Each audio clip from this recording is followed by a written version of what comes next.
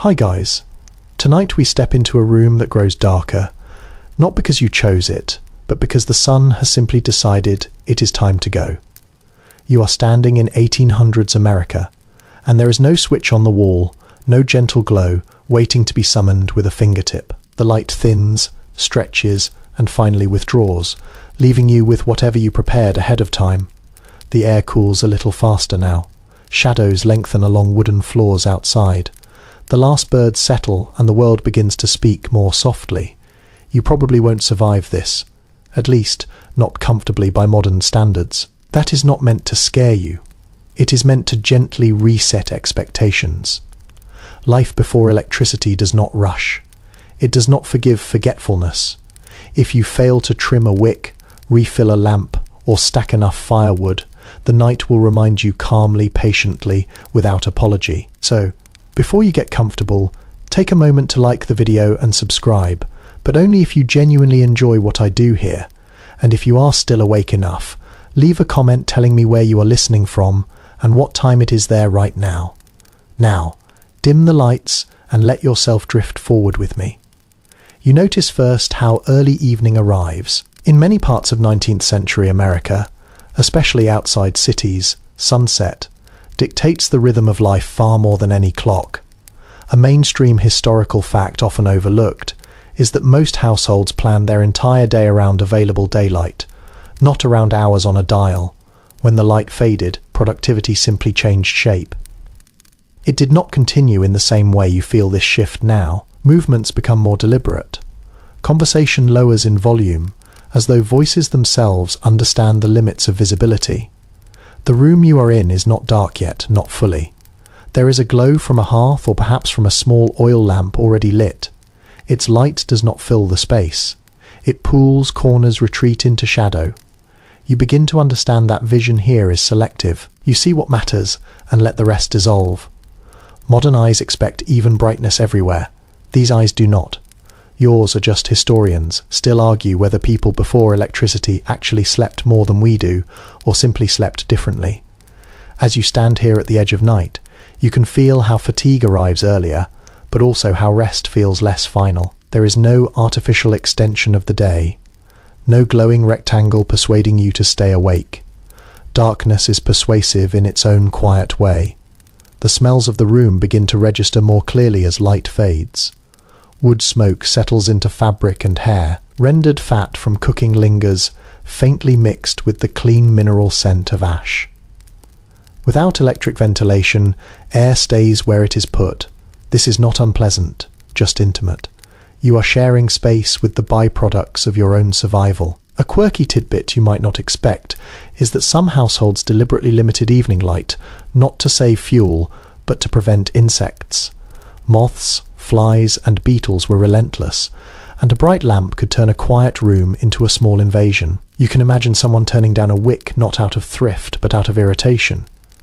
You listen more now. The absence of a constant electric hum changes everything. There is no background noise flattening sound. Instead, each creak of wood carries meaning. The house speaks as it cools. Outside, a distant animal call feels closer than it really is. Even your own breathing seems louder. You become aware of yourself as a physical presence in space. Time loosens its grip. Without a glowing clock face, minutes blur. You estimate instead how low is the fire, how empty is the lamp, how heavy do your eyelids feel. In many homes a single timepiece might exist, but it is consulted sparingly, not obsessively. You begin to sense time through your body rather than through numbers. There is a subtle emotional shift that comes with this. Night is not something to conquer or push back, it is something to negotiate with. You do what you can while light remains, and then you let go.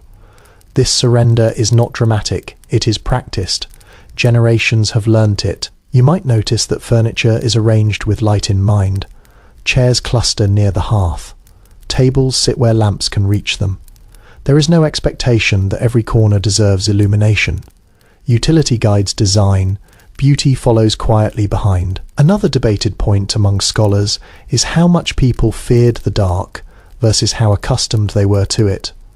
Some accounts describe deep anxiety once night fell, especially in rural areas. Others suggest a familiarity that borders on comfort. Standing here, you sense both possibilities. Darkness can hide dangers, but it also hides distractions. It simplifies the world. You feel the temperature drop again, even indoors. Weather makes itself known. Walls insulate imperfectly. Windows breathe cold air. You adjust your posture, perhaps drawing closer to the fire. Clothing is part of architecture here, another layer against the elements. This first night moment sets the tone for everything that follows. Life before electricity is not defined by deprivation so much as by awareness. You are aware of light because it can disappear, aware of warmth because it must be made, aware of time because it is felt, not displayed. As you let your eyes rest in this dimness, you begin to understand that this world asks something of you. Attention, preparation, acceptance. It does not shout, it waits. And in that waiting, there is a strange calm. You stay with that feeling as the room settles fully into evening, knowing that this is only the beginning of how people once lived one shadowed out. Morning does not announce itself with sound. It arrives instead as a gradual thinning of darkness, a pale suggestion along the edges of windows that you sense before you fully see. Your eyes open, not because something told them to, but because light has quietly returned. This is how most days begin for you in 1800s America. Sunrise is not just scenery, it is instruction. You lie still for a moment, gauging the room. The fire is cooled to embers. The air feels crisp against your face. There is no decision to snooze or not to snooze. The day has already begun without asking your opinion. A mainstream historical reality is that before widespread electricity, artificial morning routines barely existed. People woke when light made it practical to do so, and when their bodies had rested enough to respond. You notice how quickly movement follows waking. There is little lingering in bed. Mattresses are simple, often stuffed with straw corn husks or feathers that shift unevenly beneath you. Comfort exists, but indulgence does not. Staying too long under covers means wasted daylight, and daylight is currency. As you rise, the house itself seems to wake with you. Wood pops faintly as temperature changes. Someone nearby stirs. In many households, especially larger ones, mornings unfold as quiet choreography. No one needs to announce the plan. It has been rehearsed across seasons and years. Historians still debate whether early rising was universally enforced or simply culturally reinforced by necessity. Some diaries suggest moments of resistance, especially in winter when mornings are dark and bitter. Others show acceptance. So complete it barely merits comment. Standing here pulling on layers before the chill fully reaches your bones, it feels less like discipline and more like adaptation. Light filters in unevenly windows are smaller than you might expect, partly to preserve heat, partly due to the cost of glass. What light enters arrives at angles, painting narrow paths across floors and walls. You learn to stand in these paths. You turn objects so they catch illumination. Tasks are chosen based on where the sun falls. Breakfast is not rushed, but it is purposeful. Food eaten early fuels labour. There is little separation between eating and working. A quirky detail from period accounts reveals that some families delayed their main morning meal until enough daylight allowed cooking without wasting lamp oil. Hunger and light negotiate quietly. You become aware of sound returning with the day. Birds grow louder, animals demand attention. In towns, distant voices and footsteps begin to layer over one another. Without engines or motors, morning noise feels organic. It rises and falls rather than switching on. Clothing choices are shaped by daylight as well. You select garments not for style alone, but for how they perform under labour. Colours fade unevenly from sun exposure. Fabric tells stories of repeated wear and washing. You button tie and wrap with practiced motions, hands working even as your mind continues to wake. Time remains flexible but not vague. You know roughly how long tasks take based on where the sun will be when they end. Shadows serve as markers. A fence post becomes a clock hand. A tree trunk divides the day into usable segments.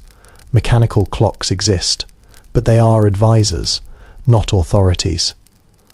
Scholars still argue whether this light-driven schedule produced better sleep or simply different fatigue. Some evidence suggests segmented sleep patterns with early bedtimes and brief awakenings during the night. Others point to long uninterrupted rest shaped by physical exhaustion. As you step into the morning, you carry both possibilities with you. One unexpected aspect of these sun-based mornings is emotional tone. There is less dread of the day ahead, perhaps because the day does not stretch endlessly. It has edges. You know when it will end because you have already felt its ending so many times before. As the sun climbs higher, confidence returns to your movements. Visibility expands. The world becomes more navigable. Morning is not just a time.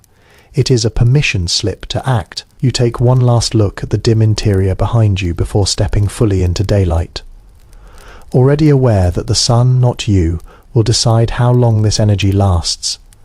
You move through the house with a new awareness now that daylight has settled in. The structure around you was never meant to be evenly bright or perfectly comfortable. It was meant to work with the sun, not against it. Every wall, window and doorway carried homes in 1800s, America shaped as much by light as by wood and stone. A mainstream historical fact worth pausing on is that most houses were oriented deliberately to capture maximum daylight, especially in common rooms. Builders paid close attention to where the sun rose and set across seasons. You feel this when you notice that certain rooms glow warmly in the morning, while others remain dim until afternoon. The house reveals itself in stages. Windows are precious. Glass is expensive and fragile. Panes are small, often divided by thick mountains that break sunlight into geometric patterns. You find yourself standing where those patterns land, instinctively seeking clarity. Curtains are simple sometimes, just cloth hung, loosely adjusted, not for privacy alone, but for temperature and glare. The interior palette feels muted. Whitewash reflects what light there is. Dark woods absorb it. You begin to understand why many walls are pale and undecorated. Decoration competes with illumination. Function quietly wins. Historians still argue whether people experience these dim interiors as gloomy or simply normal. Some letters complain about eye strain and shadows. Others barely mention light at all. Standing here, you sense that expectation plays a role. You do not miss what you have never known. Rooms serve multiple purposes depending on the time of day. A table near a window becomes a workspace in the morning, a dining surface at noon, and a shadowed obstacle by evening. Furniture is arranged to be moved easily. You might shift a chair closer to a window without thinking, responding to the sun's slow migration. A quirky detail emerges when you notice mirrors used not for vanity, but for light. Small reflective surfaces are sometimes placed strategically to bounce daylight deeper into rooms. It is a low-tech solution, but surprisingly effective. You catch a sudden brightness where you did not expect it. The hearth dominates. Even when unlit, it anchors the space visually and emotionally. You orient yourself around it.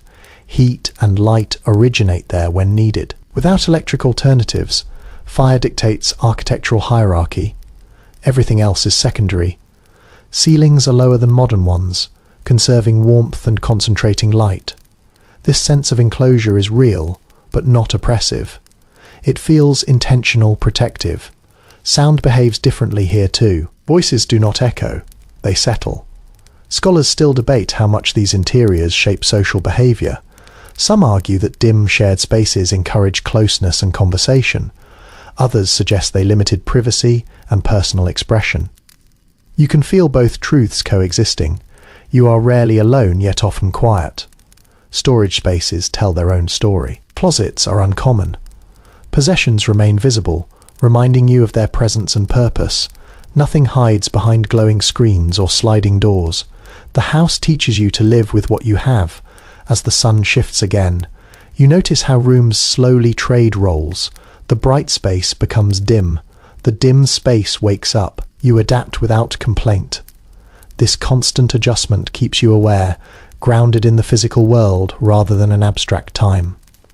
The house does not fight the dark. It prepares for it. You see hooks for lamps, niches for candles, shelves positioned to catch evening light.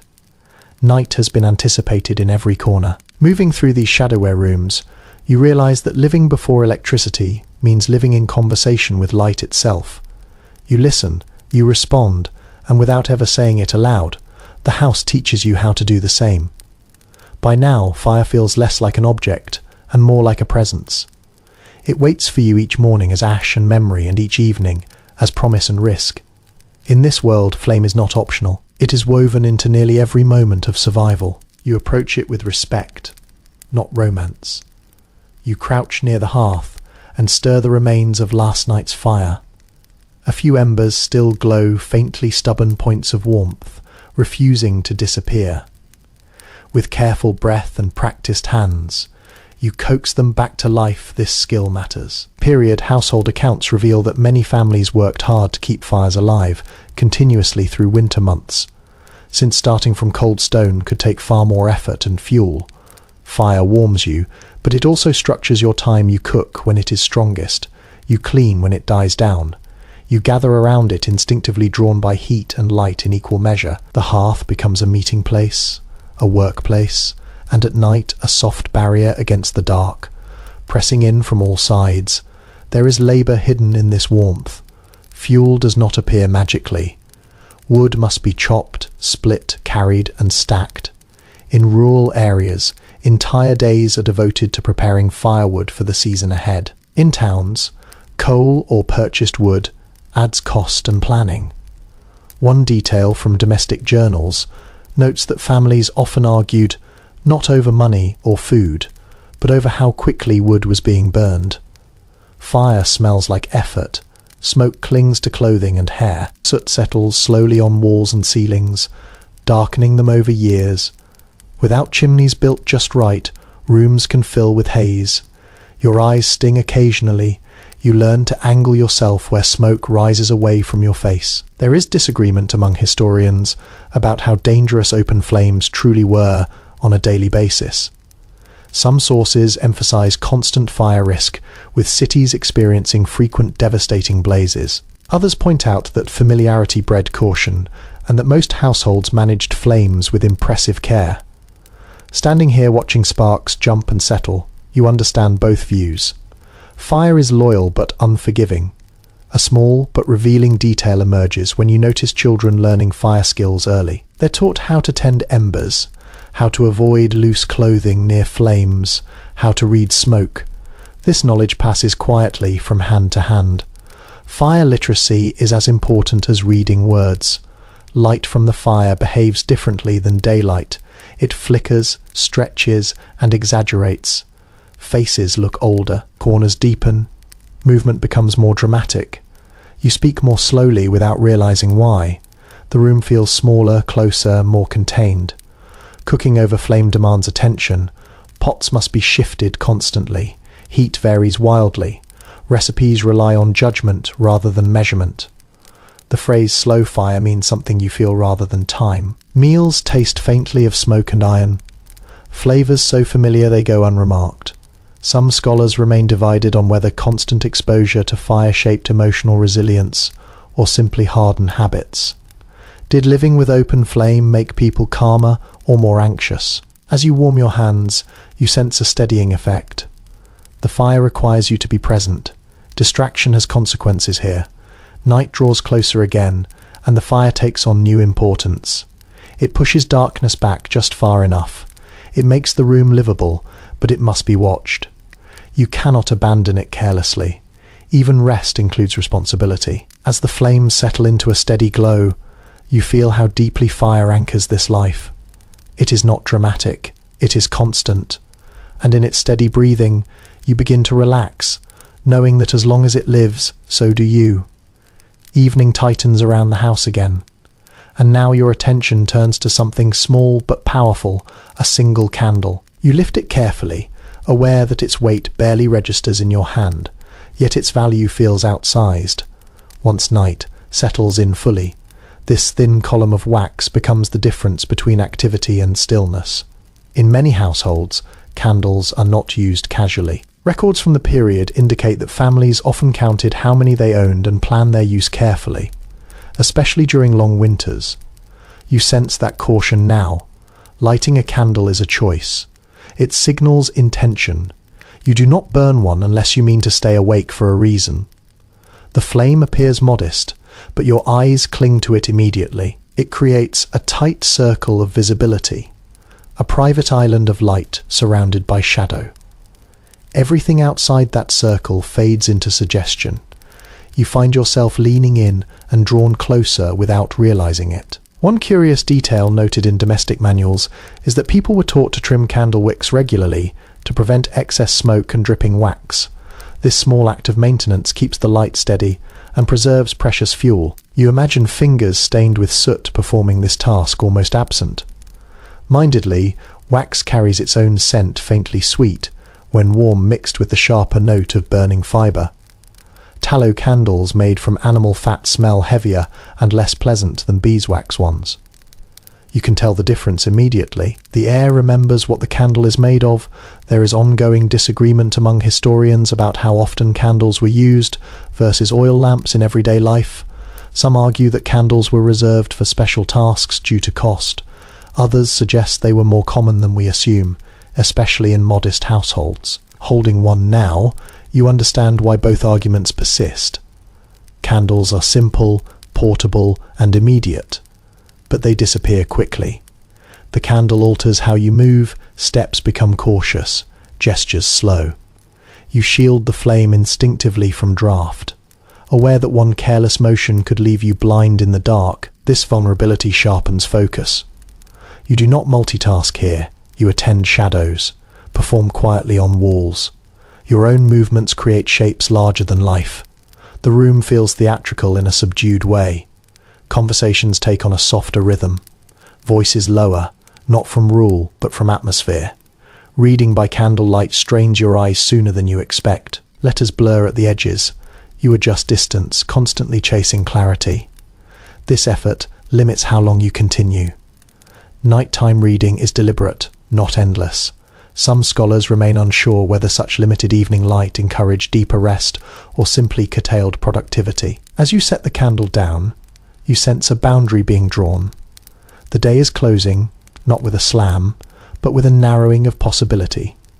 When the candle finally burns low, its message is clear. It is time to stop. You pinch the flame carefully, smoke curling upward in a thin thread. Darkness returns immediately, complete and unquestioned. In that darkness, you feel the weight of choice lift. The candle has spoken, the night has arrived. When a candle is not enough, you reach instead for the oil lamp. It waits on a shelf or table, heavier, steadier, and faintly stained from long use. You lift the glass chimney and smell the oil before you even light it. There is a sharpness there, unmistakable and grounding, a reminder that light here comes with residue. Household inventories from the era make it clear that oil lamps were common fixtures by the early to mid-1800s, especially in homes that could afford refined lamp oil. Unlike candles, lamps promise longer burning time and a broader glow. You feel that promise as the wick catches. The flame settles into a low, confident oval, brighter than a candle, but still restrained. The light spreads unevenly. It does not flood the room. It reveals furniture edges, glints off metal, and softens faces. Smoke rises gently unless the wick is trimmed just right. You learn that adjustment is constant. Too high and the lamp smokes. Too low and the room sinks back toward darkness. One oddly specific detail from period advice books is that lamps are often cleaned daily. Not for beauty, but to maintain light quality. Soot on glass reduces brightness quickly. You wipe the chimney carefully, fingers leaving faint marks. Clean light takes effort. The smell of burning oil becomes part of the evening atmosphere. It blends with wood smoke and lingering food scents without modern ventilation. These layers remain. They do not overwhelm, but they define the space. You associate certain rooms with certain smells, and those associations grow comforting over time. There is ongoing disagreement among researchers about how healthy prolonged exposure to oil lamp smoke was. Some studies of historical records suggest respiratory irritation was common. Others argue that people adapted using airflow in placement to minimize harm. Sitting near the lamp, now you instinctively angle yourself where air moves most freely. The lamp invites activity in a way candles do not. You can sew, write, or repair tools beneath its glow. Still, everything feels slower. Shadow soften detail. You check your work more often. Precision demands patience. You notice how lamps change social patterns. One lamp might serve several people clustered close together. This encourages shared space and shared silence. There is no lighting a separate corner for solitude without extra cost. Togetherness is built into the architecture of light. Academic opinion remains divided on whether such evenings were perceived as limiting or simply normal. Some accounts describe frustration at curtailed independence. Others describe a deep sense of calm. As the lamp hums faintly, you feel a gentle narrowing of focus. There is less to do, and that feels like relief. The glass grows warm. You are careful not to touch it. Accidents happen easily here. Oil spills can turn disastrous. Respect for flame sharpens awareness. You never forget it is there. Eventually, even the lamp reaches its limit. Oil runs low, wick shortens, the light thins. You sense the night reclaiming territory inch by inch. When you extinguish the flame, darkness returns with authority. But now it feels familiar. The lamp has done its work. You are ready to let the room fade. You sit quietly for a moment, eyes adjusting, knowing that tomorrow this same ritual will begin again. Steady and unchanging, one careful glow at a time. Night settles fully now, and something subtle happens. The world grows quieter, but not emptier. Without electric motors, refrigerators, or distant traffic, silence takes on texture. You begin to notice layers within it. The absence of constant noise allows smaller sounds to step forward. Contemporary observers frequently noted how distinct nighttime sounded in the 1800s. You hear it now, the slow tick of cooling wood, a faint rustle from outside that could be wind or an animal or both. Somewhere nearby, a dog shifts in its sleep.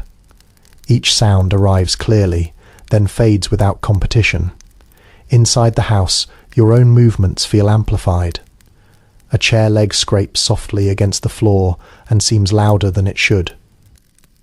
You adjust your steps instinctively. People learn to move differently in quiet environments. Carelessness announces itself. One small but telling habit appears in personal letters from the period. Many people paused in silence before sleep, not to pray or reflect necessarily, but to listen. They took inventory of the night through sound. You find yourself doing the same. Listening becomes reassuring. Without electric light spilling into windows, the boundary between inside and outside thins. Darkness presses against the glass. You cannot see beyond it, but you feel its presence. The house becomes a shell sound echoing faintly within it. Interpretations vary among historians regarding whether this heightened awareness made people more fearful or more attuned. Some accounts describe anxiety, especially in isolated homes. Others describe comfort, even companionship in familiar night sounds. Sitting here, you feel alert, but not afraid. The quiet feels inhabited, not empty. Smell sharpens in the absence of distraction. Smoke oil, wood, and fabric create a stable atmosphere. Without sudden mechanical noises, your senses settle. You breathe more slowly, your shoulders lower outside. Nature asserts itself. Insects chirp rhythmically. Frogs call if water is near. These sounds form a loose clock. You sense time passing through repetition rather than measurement. There is no background hum to mask discomfort. If wind slips through a poorly sealed window, you hear it immediately. If the fire pops, you notice this constant feedback loop keeps you connected to your surroundings. Some researchers remain split on whether people slept more lightly because of this acoustic clarity. Certain diaries mention frequent awakenings triggered by sound. Others suggest deep, undisturbed rest, once familiarity took hold. As you sit in this quiet, you sense that both experiences existed. The silence invites conversation or discourages it. Voices carry far in stillness. You speak more softly if you speak at all. Many evenings pass with minimal words, not from tension, but from sufficiency. Eventually, quiet becomes a kind of blanket. It wraps the house, you stop listening actively, and let sounds arrive if they choose. Your body recognizes the shift muscles, loosen, thoughts slow. In this sound-shaped night, you begin to understand how silence itself becomes a companion. Not something to fill, but something to share space with until sleep arrives on its own terms. As the night deepens, the cold makes its presence known again. Not suddenly, not dramatically, but steadily. The way something patient reminds you, it has never truly left. Rooms do not hold heat the way modern ones do. Warmth gathers where it is made and thins everywhere else. You feel this immediately when you step away from the fire. Surviving household records confirm that indoor temperatures in many 19th century American homes often hovered only slightly above outdoor conditions during winter months. You sense this reality now in the way your breath cools your lips and your hands stiffen if left uncovered too long.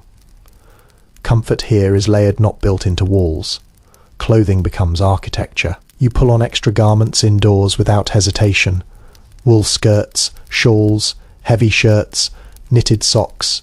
Each layer traps a little warmth.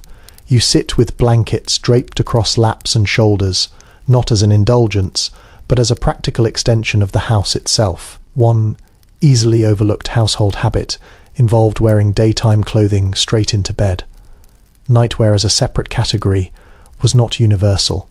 People slept in shirts, shifts, and stockings, sometimes even hats, especially on the coldest nights. You imagine the soft friction of fabric against skin, already warmed by the day's labour. The cold changes how you move. You minimize unnecessary trips across rooms. You cluster near heat. Furniture placement reflects this instinct. Chairs sit closer together. Tables pull inward. Shared warmth becomes social glue.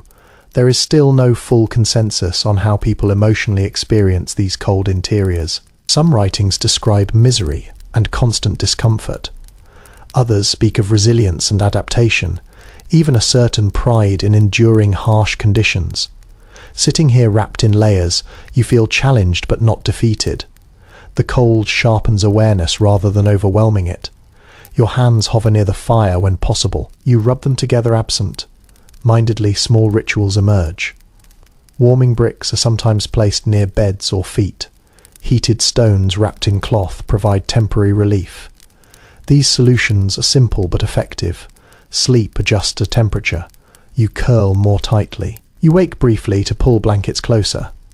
Rest comes in waves rather than a single uninterrupted stretch. Some historians suggest this intermittent waking was normal and not considered problematic. You experience it not as insomnia but as responsiveness. The cold also shapes diet. Heavier foods appear in the evening, not just for taste but for warmth. Fat carries energy. Stews, breads, and salted meats offer fuel that burns slowly through the night. Your body learns to rely on this internal heat. There is a quiet intimacy to sharing cold space. You notice when someone shifts when they draw closer. Physical proximity becomes practical rather than awkward. Privacy thins, but connection deepens. Academic interpretations continue to diverge on whether these conditions shortened lives or strengthened constitutions. Evidence exists for both. What feels clear now is that the cold demanded constant negotiation. You are never unaware of it, but you are rarely surprised by it either. As the fire dies down, you accept the chill rather than fighting it. You settle deeper into clothing and blankets. Muscles relax into stillness. The room feels honest. It makes no promises it cannot keep. In this layered warmth, surrounded by quiet breath and faint ember glow, you begin to feel ready for rest. Not because conditions are perfect, but because you have adapted to them one careful adjustment at a time. Morning work waits patiently for you, and there is no machine to take your place.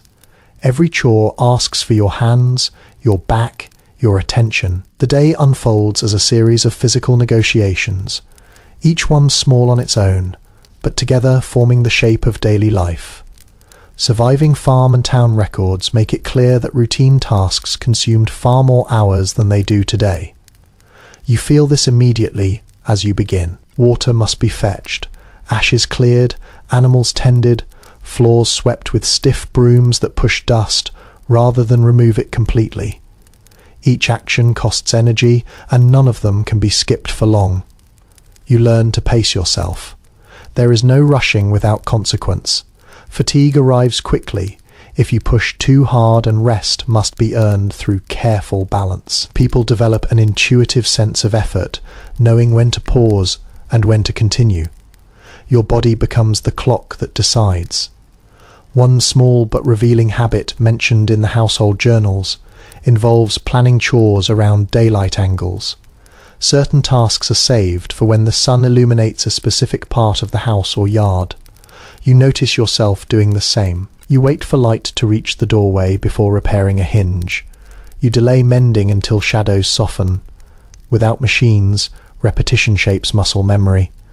Movements become efficient through practice rather than technology. You sweep in long arcs. You lift with knees bent. You stack carefully because restacking wastes time. The body learns quickly because it must. There is still debate among historians about whether this constant physical labour led to better overall health or simply earlier exhaustion. Some evidence suggests strong endurance and functional fitness. Other sources point to chronic pain and wear. As you work, you feel both potential outcomes coexisting. Strength grows alongside strain. Laundry alone could occupy an entire day. Heating water, scrubbing fabric against washboards, wringing by hand, hanging to dry while watching the sky for weather changes. You imagine arms aching by midday fingers, roughened by soap and cold water. Clean clothes are an achievement, not a background process. An unexpected detail from letters and memoirs is how social some chores could be. Neighbours often helped one another with labour-heavy tasks like harvesting or barn repairs. Work became a shared rhythm punctuated by conversation and mutual reliance. You sense that connection even when working alone, knowing others nearby are engaged in similar efforts. Sound accompanies labour, tools scrape, buckets clank, footsteps crunch on dirt or floorboards. Without engines work, noises feel purposeful rather than overwhelming. Each sound signals progress. Silence means rest or interruption. The absence of automation also means constant decision. You choose which task matters most today. Whether health and light all influence priorities, plans remain flexible. Adaptability becomes a survival skill. Academic opinion remains unsettled on how people mentally experience this workload. Some writings express satisfaction and clarity of purpose. Others reveal resentment and fatigue. As you wipe sweat from your brow, you feel a quiet pride in completion paired with the knowledge that tomorrow will ask again. Meals are shaped by labour. Hunger arrives honestly. Food tastes different when earned through effort. You eat not out of boredom or habit, but out of need. Portions are filling designed to sustain rather than indulge. By afternoon, your movements slow slightly, muscles protest gently. You adjust posture. You take advantage of shade when possible. Rest is not laziness here. It is maintenance. As daylight begins to soften, you assess what remains undone. Some tasks wait. Others must be finished before dark. This triage happens daily, teaching you acceptance. Not everything can be completed, and that is understood when you finally pause, hands resting on worn wood or fabric. You feel the weight of a day lived fully through effort. There is satisfaction in that heaviness. In a world without machines, your body carries the memory of everything you have done. You take a breath, knowing the quiet of evening will soon return. And with it, the slow reward of rest, earned honestly one chore at a time. The day's work pulls you outward now beyond the walls of the house toward a task, so ordinary it barely registers until you feel its weight. Water, you need it for cooking, cleaning, washing, drinking, and tending animals. And it does not come to you. You go to it.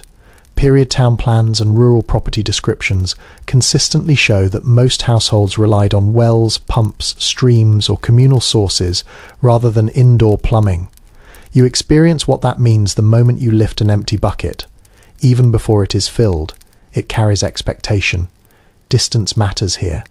So does terrain. You step outside and feel the ground underfoot. dirt-packed earth, maybe rough boards near the doorway. The path to water is familiar, worn smooth by countless trips. This journey repeats itself daily, sometimes dozens of times. You follow it almost without thinking, body adjusting for balance and effort. The well stands quietly, or the pump waits, or the stream moves slowly nearby. You lower the bucket, or work the handle, listening to the sound of water rising. There is a brief satisfaction when the bucket feels heavy and cool. Then comes the real work, carrying it back. Your arms tense immediately. Water sloshes if you move too quickly. You learn to walk steadily, carefully. Spilled water is wasted effort. You hold your breath slightly as you step over uneven ground. Each trip teaches your body how to move more efficiently. One surprisingly intimate habit described in household correspondence involves rationing water, not by measurement, but by feel. People learned how much they could spare by the weight of a bucket or the sound it made when set down. You notice yourself doing the same, gauging fullness without looking water. You shapes behavior. You wash selectively hands and face daily, full bathing. Less often dishes, share rinse water. Clothes are cleaned in batches. Nothing is casual. Each splash carries memory of the effort it required. There is disagreement among historians about how this constant hauling affected health. Some argue it promoted strength and endurance. Others point to chronic joint strain, especially among women and children. As you set the bucket down, arms aching faintly, you sense both outcomes living side by side. The temperature of water matters too. In winter, it bites. In summer, it refreshes, but still weighs the same. You adjust grip instinctively. Cold seeps into fingers. Warmth returns slowly afterward. Children often help with water duties. You imagine smaller hands gripping smaller containers. Learning balance early. Responsibility arrives young in this world, carried one careful step at a time. Water also dictates where you spend time. Tasks cluster around its availability. Kitchens sit near wells when possible. Washing happens outdoors when weather allows. Movement across space is planned to minimize unnecessary trips. Scholarly interpretation remains unsettled on whether people perceive this labor as burdensome or simply part of life. Many diaries mention water only when it is scarce, frozen, or contaminated. Its absence speaks louder than its presence. Carrying it now, you understand that effort fades into background until interrupted. By the time the bucket is emptied where it is needed, your arms relax slightly. You breathe out. The task is complete for now. You know it will return soon enough.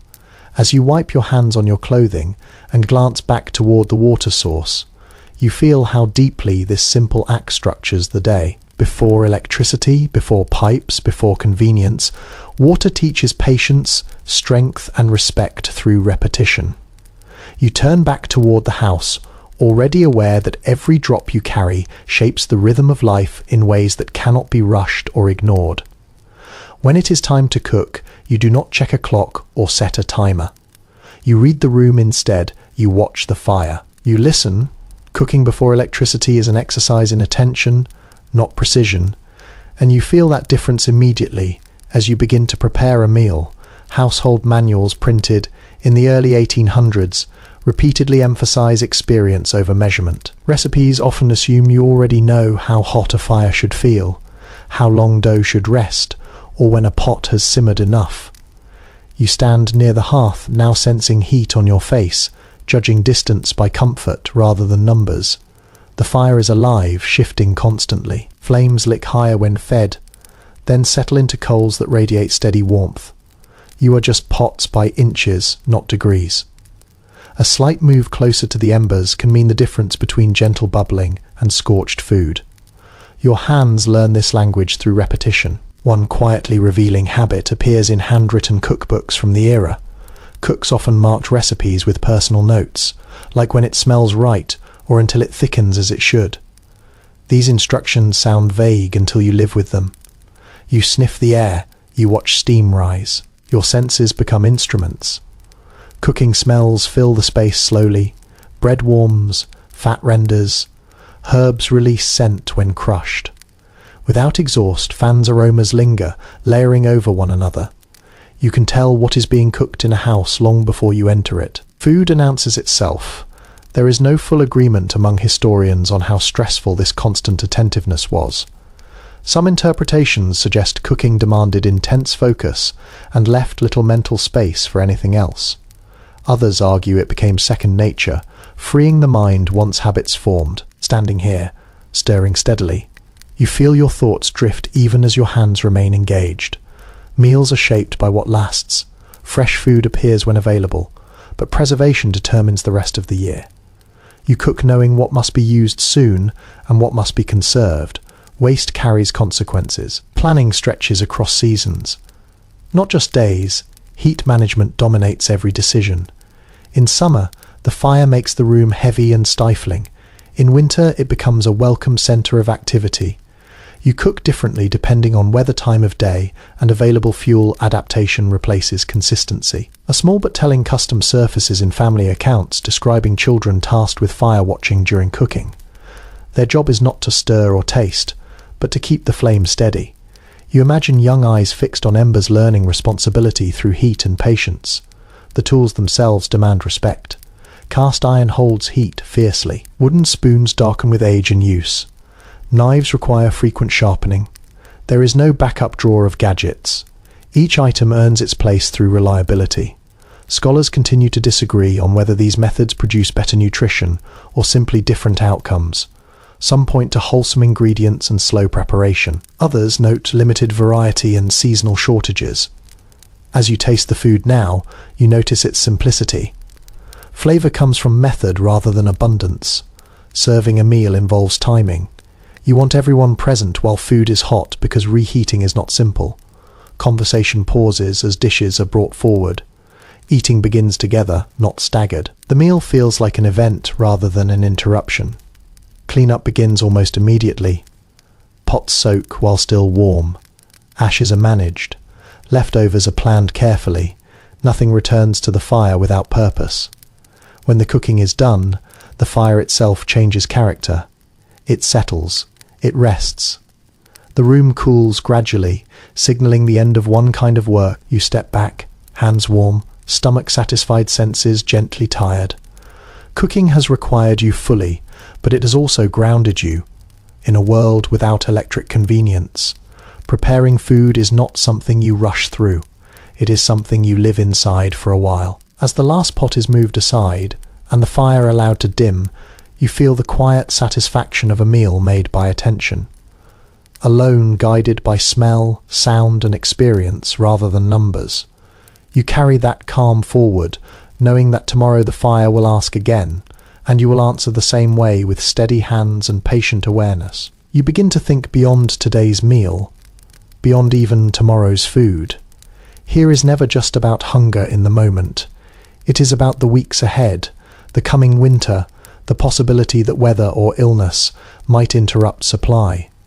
Preservation is not a hobby, it is quiet insurance. Account books and pantry inventories from 19th century households show careful tracking of salted meat, dried beans, root vegetables, and preserved fruits. You feel the weight of that planning as you step into a cool storage space, perhaps a cellar or pantry. The air smells earthy and faintly sharp, a mixture of damp wood salt and aging food. Preservation begins long before eating. Meat is cut with intention, packed in salt and turned regularly. Vegetables are sliced thin and laid out to dry, protected from animals and sudden rain. Apples are wrapped individually and stacked so rot does not spread. You move slowly here, knowing one careless mistake can spoil weeks of effort.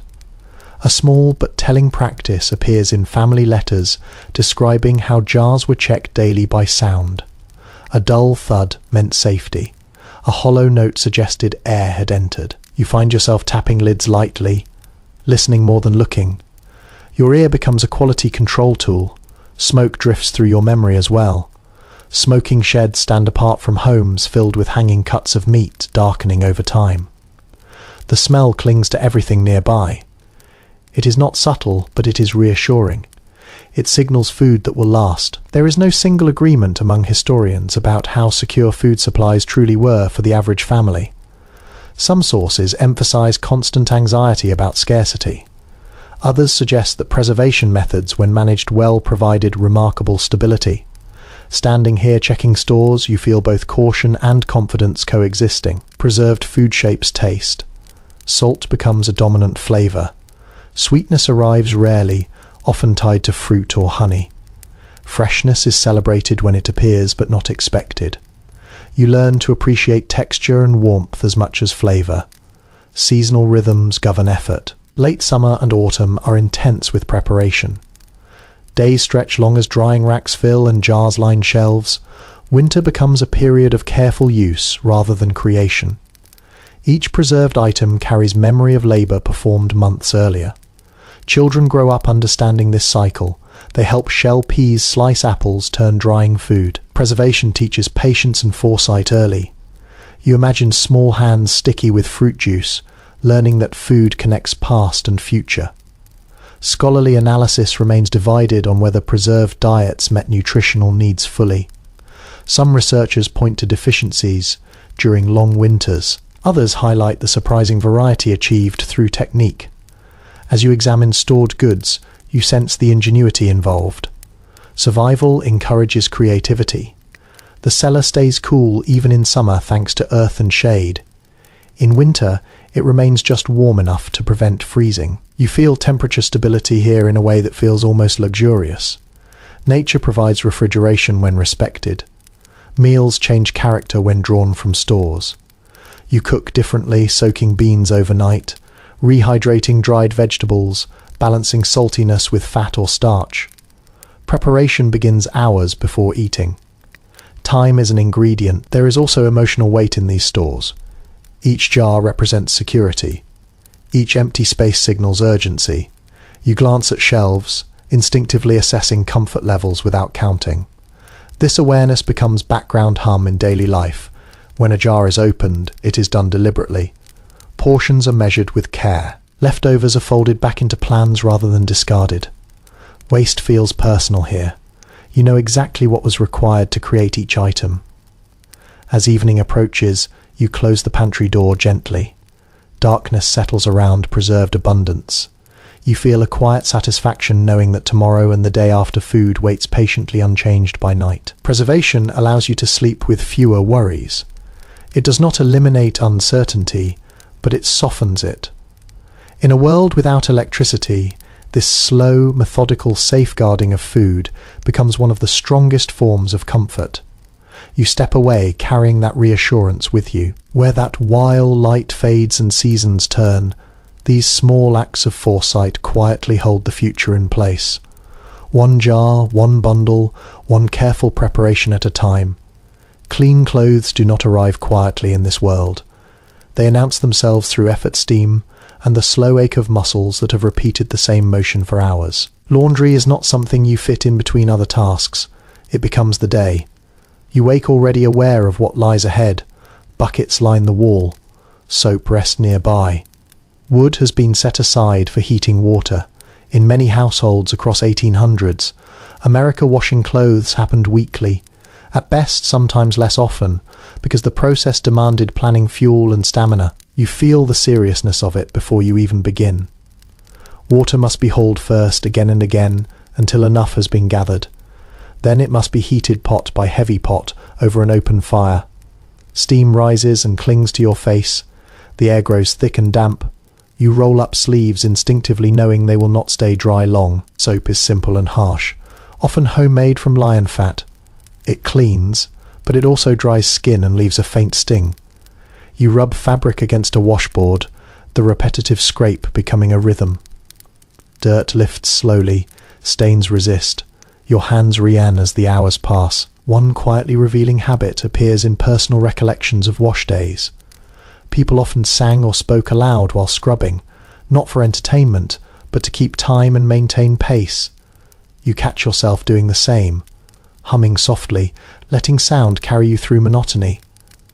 Rinsing requires just as much care. Clean water is precious. You reuse it thoughtfully, moving from lighter fabrics to heavier ones. Every decision affects how far your supply will stretch. Waste feels immediate and visible. There is no single story about how exhausting this work felt to those who did it most often. Some writings describe resentment and physical pain. Others mention satisfaction in visible results. As you wring water from heavy cloth forearms burning, you sense both emotion sharing space. Hanging clothes to dry becomes its own negotiation. Weather matters. Wind helps. Rain ruins everything. Lines stretch between posts or trees. Garments hang stiff at first, then soften as moisture leaves them. The smell of clean fabric mixes with sun and air, a reward earned slowly. Children often help by carrying smaller items or gathering pins. Laundry day becomes communal out of necessity. You imagine laughter breaking through fatigue, brief moments of lightness amid strain. Scholars continue to puzzle over how this relentless domestic labour shaped long-term health. Some evidence suggests strong endurance. Other records point to chronic joint damage. There is no tidy conclusion, only bodies adapting in different ways to the same demands. As the day wears on, your movements slow, muscles protest. You adjust posture, shifting weight carefully. Still, you continue. Stopping halfway creates more work later. Completion becomes motivation. When the last item is hung or folded, the relief is quiet but profound. Clean clothes represent order restored. They smell fresh. They feel lighter. The house itself seems calmer. Laundry does not grant rest immediately. Tools must be cleaned. Water disposed of, fires tended. Yet there is a sense of closure. This task at least is done. As evening approaches, you glance at the lines one last time, checking progress by touch rather than sight. Fabric tells you when it is ready. You trust that knowledge now. You carry that tired satisfaction into the night, aware that clean clothes came not from convenience, but from a full day of attention and effort. In a life without electricity, even the simplest comforts arrive, only after patience has been thoroughly spent. Bathing does not present itself as a daily expectation. Here it appears instead as a decision weighed against effort, weather, and necessity. Cleanliness exists, but it is negotiated, carefully shaped by access to water, fuel, and time, rather than habit alone. You begin with smaller rituals. Hands are washed before meals. Faces are wiped in the morning. Feet receive attention after long days. These acts happen frequently and with purpose. Written household advice from the era often emphasized partial washing as the most practical approach, reserving full immersion for special moments. You feel the logic immediately as you reach for a basin rather than a tub. Heating water takes time. Buckets must be filled. Fires must be fed. Steam curls upward as warmth builds slowly. You test temperature with fingers adjusting until it feels usable rather than luxurious. Too hot wastes fuel. Too cool invites discomfort. One easily missed custom surfaces in personal diaries describing shared wash water. Family members bathed in sequence, usually starting with children, then adults conserving heat and effort. You imagine the water changing character with each use, warmer at first, cloudier later, still valued throughout. Soap meets skin differently here. Without modern formulations, it feels sharper, more assertive. You rinse carefully, knowing residue lingers. Lotion is rare. People rely on animal fats or simple oils when available. You rub warmth back into hands and arms, restoring circulation by friction. There remains no unified conclusion among historians regarding how people felt about infrequent full bathing. Some accounts suggest discomfort and social anxiety. Others describe acceptance and a different definition of cleanliness altogether. As you wash now, you sense that standards were internal and contextual rather than fixed. Privacy exists, but it is limited. Bathing often happens near the hearth or in shared spaces. Screens or cloths offer partial separation. Modesty adapts. The body becomes practical rather than ornamental. You focus on function rather than appearance. Season affects everything. In summer, outdoor washing feels refreshing. Streams and rivers become opportunities. In winter, the thought of exposure discourages immersion. You choose moments carefully, aligning them with warmth and safety. Smell plays a role here too. Without daily bathing clothing in an environment matter more. Clean garments, fresh air, and herbal sachets help maintain comfort. You notice how much effort goes into managing scent indirectly rather than scrubbing it away. A small but telling behavior appears in letters describing the habit of warming clothing before dressing after a wash. Garments are placed near the fire so they do not shock the skin. You understand why as you reach for a warm shirt, appreciating the kindness of heat. Academic discussions continue to circle around the health implications of these routines.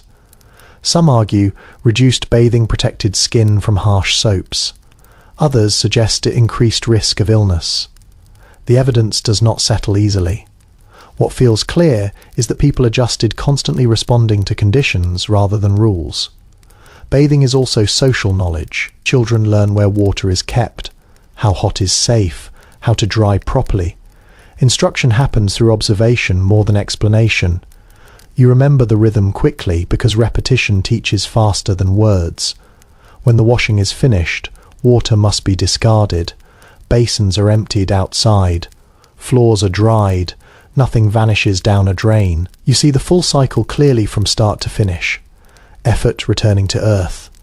Afterward, the body feels lighter, even if not perfectly clean by modern standards. There is relief in the ritual itself. Muscles loosen, skin tingles. The act of care matters as much as the result. As evening draws near, you notice how bathing changes sleep. Clean skin meets fabric differently. Comfort arrives without extravagance. You sit quietly for a moment, feeling the calm that follows effort, understanding that in this world cleanliness is not a constant state, but a series of thoughtful choices. Each one costs something, each one gives something back. With the basin emptied and the fire tending itself into embers, you move on, carrying that gentle balance forward, aware that caring for the body before electricity required patience, restraint, and a steady respect for limits that shaped daily life, just as surely as light and dark ever did. Health settles into your awareness, not as a separate category, but as something braided through every routine. You do not visit it on an appointment schedule. It visits you quietly through aches that linger, coughs that arrive with the season, and small injuries that demand attention. Because there is no easy way to ignore them. You keep a mental inventory of your body. How stiff are your joints this morning? How steady is your breath near the fire? Does your head feel clear or heavy? In the 1800s, many families relied on home-based care for most ailments, turning to physicians only when something felt beyond their ability to manage.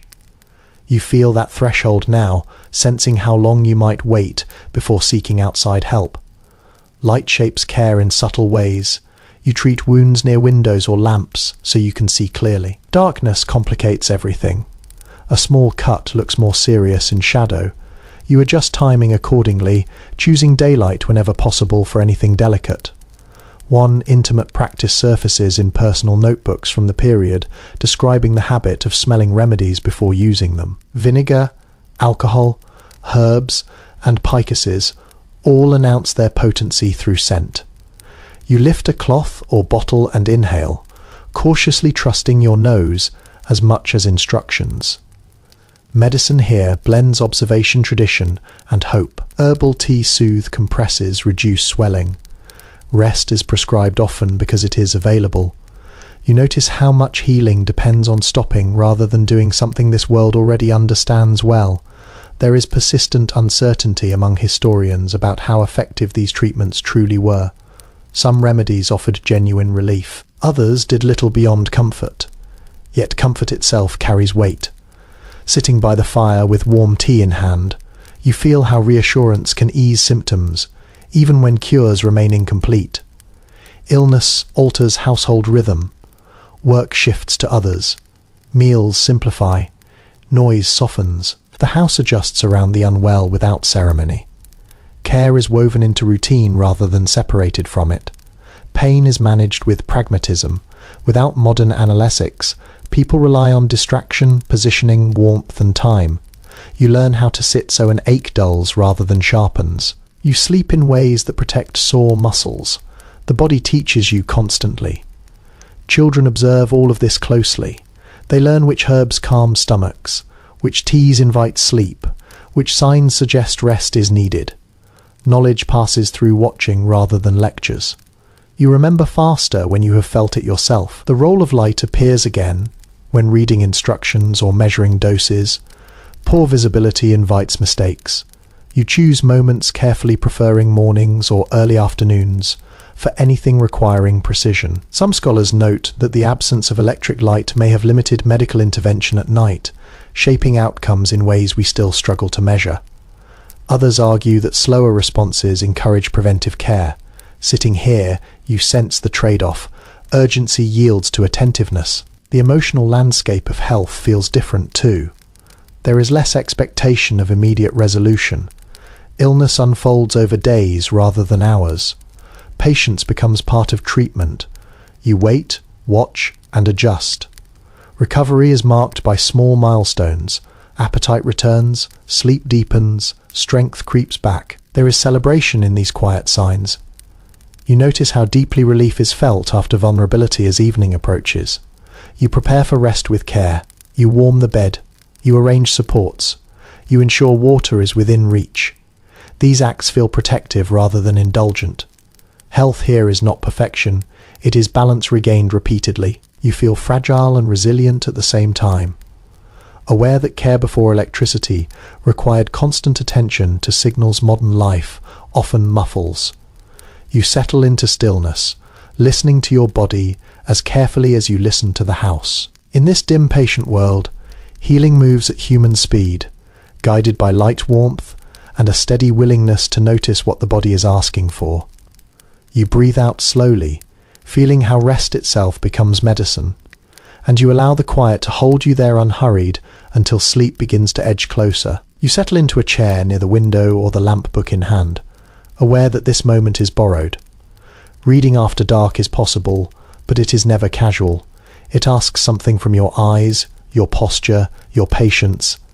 You open the cover slowly, letting the page catch what light it can. Books exist here more than you might expect. Shelves in many homes hold Bibles, almanacs, primers, newspapers, and a few cherished volumes passed down or purchased with care. You feel their weight now, not just in your hands, but in the effort it took to bring words into this dim space. Light pulls narrowly across the page. You angle the book, then your body, then the lamp again. Each adjustment brings clarity for a moment before shadows creep back. Reading becomes a physical act. Your neck tilts, your shoulders lean forward. You blink more often than usual. Ink and paper behave differently in low light. Letters blur at the edges. Long passages require pauses. You find yourself rereading sentences not because they are difficult, but because your eyes tire quickly. This slows comprehension in a way that feels oddly intentional. There is a quiet habit mentioned in personal correspondence of readers tracing lines with a finger or small stick to keep their place. You notice your own hand hovering near the page, ready to guide your attention. Touch assists sight here. Reading material shapes evening mood. Serious texts invite focus that may not last. Stories feel more forgiving. Poetry, hymns, and familiar passages become favourites because they demand less strain. You recognise lines before fully seeing them. Memory filling gaps light cannot reach. The act of reading alone feels slightly transgressive after dark. Light is communal by nature here. If you read, you do so near others, or with their awareness. There is no disappearing into a separate room brightly lit. Solitude remains partial. Some observers have wondered whether limited nighttime reading preserved eyesight longer, or simply restricted access to information. Accounts differ. What feels clear now is that reading is value precisely because it is not endless. Each page feels earned. You become selective. You choose what deserves this effort. Trivial reading fades. Meaningful words stay. This scarcity sharpens appreciation. You do not skim, you absorb. Sound accompanies reading softly. The page rustles, the lamp hums faintly. Someone nearby shifts or clears their throat. These interruptions do not annoy you. They anchor you. You are not lost in the book. You are resting alongside it. Children learn to read in daylight whenever possible. Evening practice happens sparingly. You imagine small faces squinting near windows, guided by patient voices. Reading is taught as a skill tied to time and condition, not just desire. There is uncertainty among those who study this era about how widespread literacy truly was across regions and classes. Some records suggest surprising reach. Others reveal gaps shaped by labour demands and access. Holding this book now, you feel both privilege and responsibility in its presence. Eventually, your eyes signal enough. Let us swim slightly. Focus slips. You close the book, carefully marking your place with a scrap of paper or ribbon. You know you will return to it tomorrow when light is kinder. The book rests where it can be found easily again. Nothing here is abandoned carelessly. Objects remember how they're treated as the lamp dims or the candle shortens. Reading gives way to stillness. Words linger in your mind longer than they would under bright light. They echo softly, unhurried. You lean back, eyes closed now, letting what you read settle without effort. There is no pressure to continue. No glowing screen insisting on more. Stopping feels natural. In this world, reading is not a habit squeezed into exhaustion. It is a companion to rest, a quiet bridge between day and sleep. You feel grateful for it, not because it is constant, but because it is rare. As darkness thickens again, you accept the pause willingly. The book will wait, light will return, and with it the words patient and unchanged, ready when you are. As the book is set aside and the lamp's glow softens, the evening opens into something looser.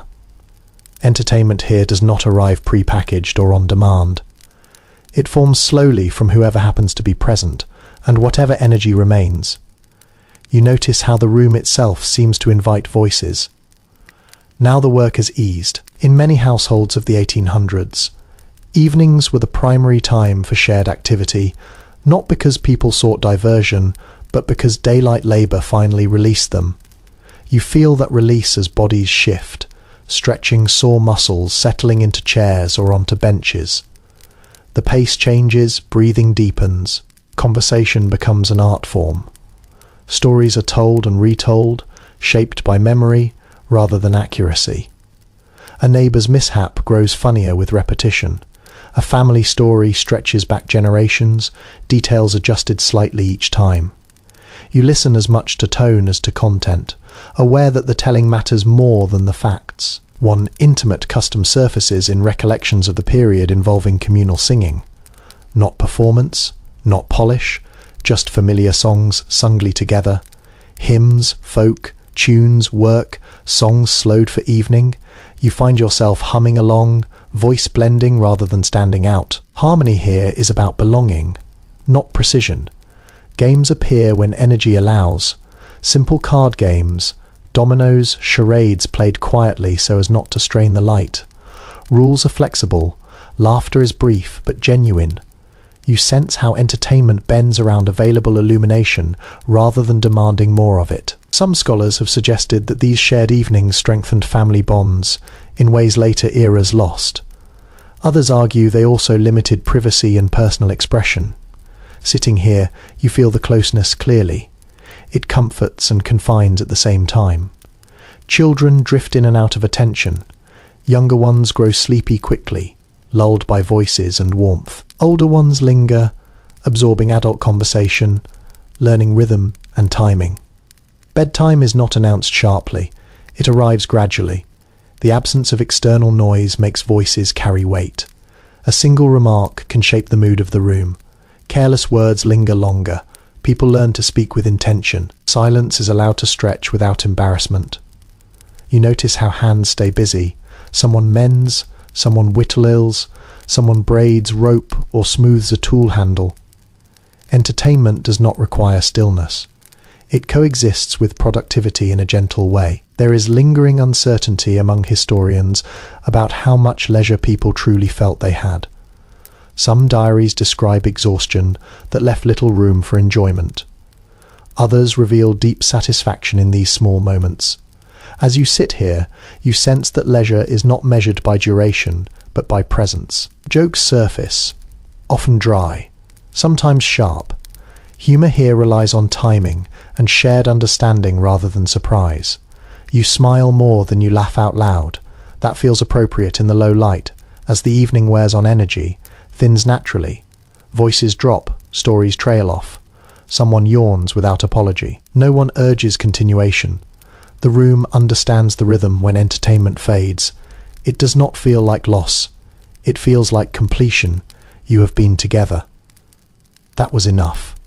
You sit quietly now, listening to the last murmurs of conversation dissolve into comfortable silence. The lamp flickers lower, the fire settles. Night tightens gently around the house. In this world before electricity, entertainment does not distract you from rest. It guides you toward it. Shared moments replace endless stimulation. You feel yourself slowing, grateful for the simplicity. As you rise or shift toward bed, you carry the warmth of voices with you, knowing that tomorrow evening, if light and energy allow this gentle gathering, will form again, shaped by nothing more than presence, patience, and the soft permission of night. Children move through this world differently than adults, but the darkness shapes them just as surely. You notice how their days begin and end, not by instruction but by environment. When light fades, their energy softens. When the sun returns, they rise with it, often before anyone calls their name.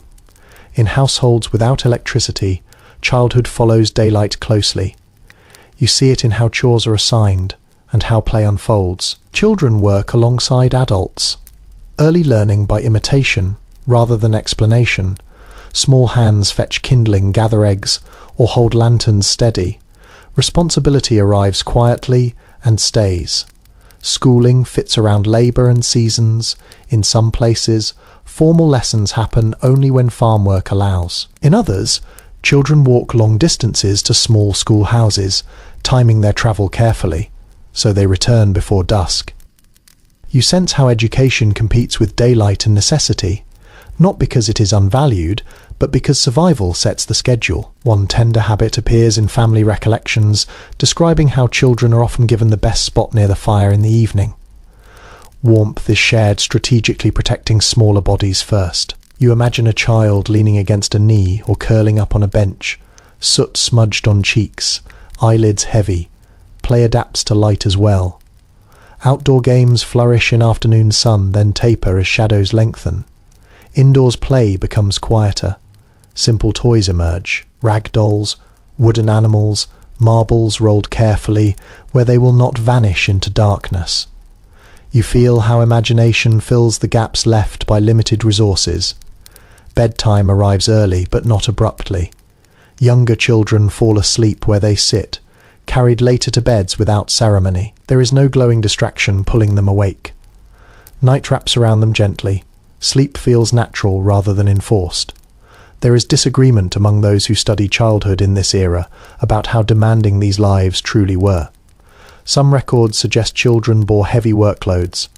Others show long stretches of play and companionship. Watching them here, you sense variability. Childhood is shaped less by rules than by circumstance. Like teachers' lessons without words, children learn to value it instinctively. They hurry to finish tasks before sunset. They know which corners grow dark first. Fear of darkness exists, but familiarity tempers it. Night becomes a known quantity rather than a threat. Stories play a role in shaping perception. Tales told by firelight blur instruction and imagination. Ghost stories teach caution. Moral tales teach patience. Lullabies, slow breath and heartbeat. You hear how voice replaces visual comfort. Hands are busy even in rest. Children carve stitch or smooth objects given to them. These activities calm and focus idleness is rare, but so is boredom. There is always something small that can be done by lamplight. Clothing for children mirrors adult practicality. Layers are worn indoors. Garments are mended repeatedly. Growth is anticipated through adjustable seams rather than new purchases.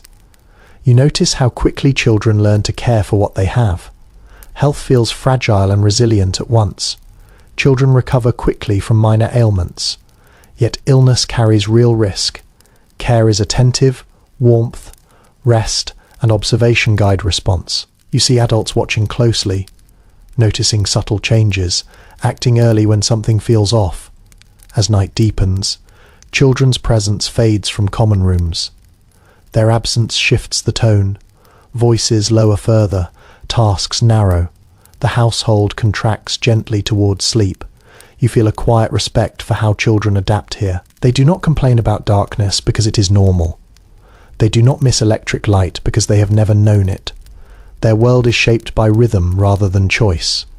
In the stillness that follows, you sense how childhood in this era grows sturdy in some ways and vulnerable in others. It produces attentiveness, patience, and early competence. It also demands resilience that feels heavy by modern standards. As you settle deeper into the evening, you carry the echo of children's earlier laughter and movement.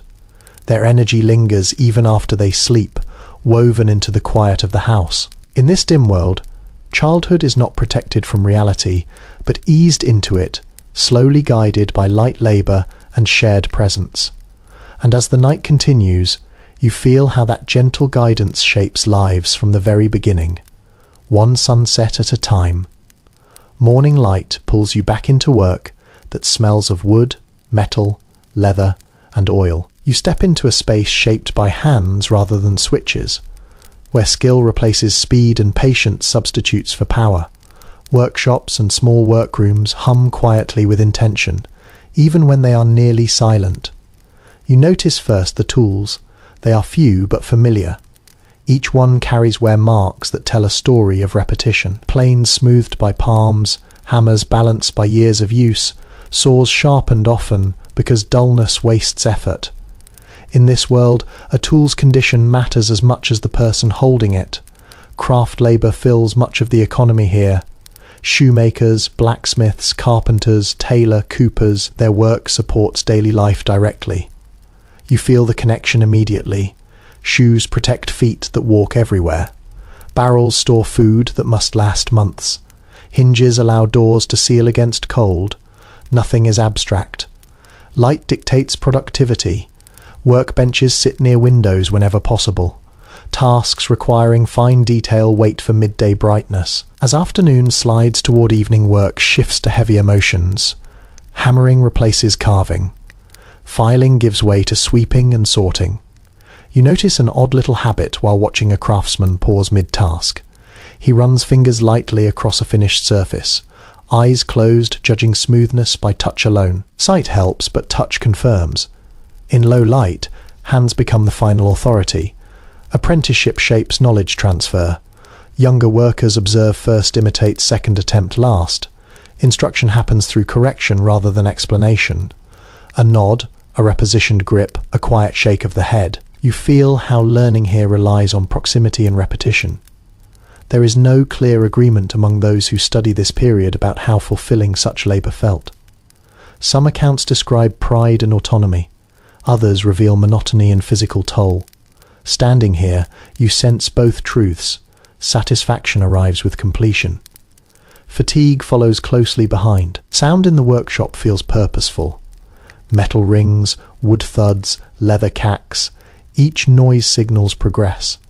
Without electric motors, nothing drowns out these cues. You know what is happening across the room by ear alone. Workflow reflects practicality, sleeves are rolled or removed. Aprons collect evidence of labour. Fabric darkens where hands rest most often. Clothes protect skin, not appearance. You adjust yours instinctively, keeping loose edges away from tools. Weather enters the workspace freely. Cold stiffens fingers, heat invites sweat. You adapt posture and pace accordingly. There is no climate control to flatten experience. The body responds in real time. Some researchers have struggled to determine whether manual trades declined, primarily because of industrialization, or because younger generations sought different lives. Evidence points in many directions. Watching the steady rhythm here, you understand why some would cling to this work and others would leave it behind. Breaks come when needed, not scheduled. A sip of water, a stretch of the back, a moment to sharpen a blade. These pauses are brief but necessary. Ignoring them leads to mistakes. The relationship between maker and object feels intimate. You know who will use what you create. You picture their hands, their weight, their habits. This knowledge guides decisions in subtle ways. As daylight fades, work winds down naturally. Tools are cleaned and returned to place. Shavings swept, materials covered. The space is reset for tomorrow. There is care even in closing. You step back and look at what has been made. It is imperfect. It is functional. It will last if treated well. That feels like success. In a world without electricity, skilled hands carry enormous responsibility. They shape comfort, safety, and survival quietly, one measured movement at a time. You feel the weight of that as you leave the workshop. Muscles tired, but mind steady. Outside, the light has softened again. Another day of work has followed the sun's arc faithfully. You carry the smell of wood and iron with you as you move toward evening, aware that tomorrow these same tools will wait patiently, ready to respond once more to light effort and human touch. Night feels different depending on where you live, and you sense that immediately as you move between open countryside and clustered streets. Darkness, in rural areas, arrives with a kind of completeness. It settles over fields and forests without interruption, thick and unbroken. In towns, night is softer at the edges, shaped by scattered lamps, nearby windows, and the shared presence of other people. You picture yourself standing outside a farmhouse after sunset. The horizon disappears quickly. Landmarks you relied on during the day dissolve into shadow without artificial lighting. Distance becomes uncertain. A tree-line could be 20 steps away or 200. You listen carefully, learning to map space by sound rather than sight. In these rural nights, stars dominate. The sky feels wider, deeper. You notice constellations easily, not because you studied them, but because nothing competes with them. Moonlight becomes meaningful. A bright moon offers guidance. You time movements to lunar cycles without ever naming the habit. Towns tell a different story. As you walk along a main street, you catch glimmers of light through windows. A tavern spills warmth and voices outward. A shopkeeper's lamp still burns as accounts are finished. Even a single street lamp changes how darkness behaves, breaking it into patches rather than blankets. You feel safer in town after dark, but also more observed. Sounds carry differently. Footsteps echo between buildings. Conversations drift through open shutters. Privacy thins. You become aware of how closely lives overlap here. One small detail you notice is how people announce themselves vocally at night in rural areas, calling out names before approaching a home. It is not politeness so much as reassurance. Darkness hides intentions as well as faces. Words restore trust.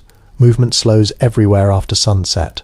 But for different reasons in the countryside, uncertainty restrains you. In towns, social expectation does. Late night activity draws attention. You weigh necessity carefully before stepping out. There is no settled conclusion among those who study this era about where night felt more threatening. Some accounts describe isolation as frightening. Others describe towns as dangerous due to crime and overcrowding. Standing between these worlds, you sense that fear adapts to context. It finds different shapes, but it always listens for the same things. Smell changes with setting as well. Rural air carries damp earth animals and vegetation. Town air holds smoke, food waste, and human presence layered tightly together. You breathe differently in each place, aware of what surrounds you even when you cannot see it. Homes in rural areas rely more heavily on internal light. Once night falls, windows glow faintly from candles or lamps, isolated points in vast darkness. In towns, those points multiply, creating a loose network of illumination. Neither erases the night completely. Both negotiate with it. Sleep patterns adjust accordingly. In rural homes, quiet deepens quickly. In towns, noise lingers longer, horses shift in stables, voices echo somewhere a door closes. You fall asleep to different soundtracks depending on where you lay your head. Children absorb these differences early. Rural children learn to respect darkness as a space to move carefully through. Town children learn to navigate shadows between familiar landmarks. Both grow comfortable in ways that surprise modern eyes. There are hints in surviving writings that people felt a stronger connection to weather and season in rural settings, while town dwellers felt more connected to social rhythms. Neither experience cancels the other. They simply emphasize different signals. You notice how travel plans change at night. In the countryside, travel often stops entirely. In towns, it becomes selective. Routes shorten. Companions matter more. Light availability dictates confidence. As you stand quietly in one place, then imagine the other, you realize that darkness is not a single experience here. It is shaped by proximity, by population, by landscape. Electricity will one day flatten these differences, but for now they remain distinct. You feel a subtle shift in posture as night deepens. Shoulders draw in slightly.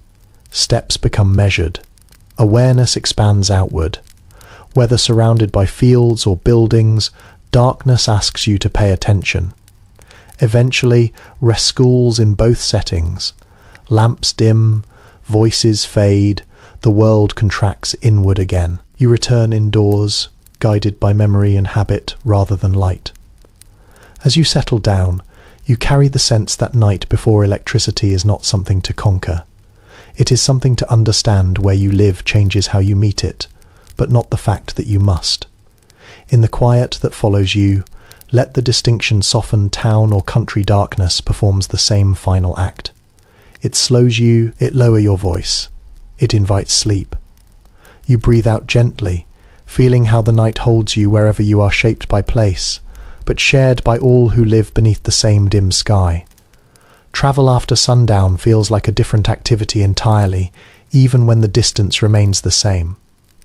You sense the shift, the moment daylight loosens its grip. Roads that felt familiar hours ago now feel uncertain. The edges softened by shadow. Movement slows, not because you want it to, but because your senses insist. Paths are rarely smooth. Rut stones, roots and puddles wait patiently. In daylight, your feet or wheels learn their patterns quickly. At night, those patterns blur. You rely on memory, counting steps between landmarks. You can no longer see clearly. A fence post, a bend in the road, the shape of a tree against the sky.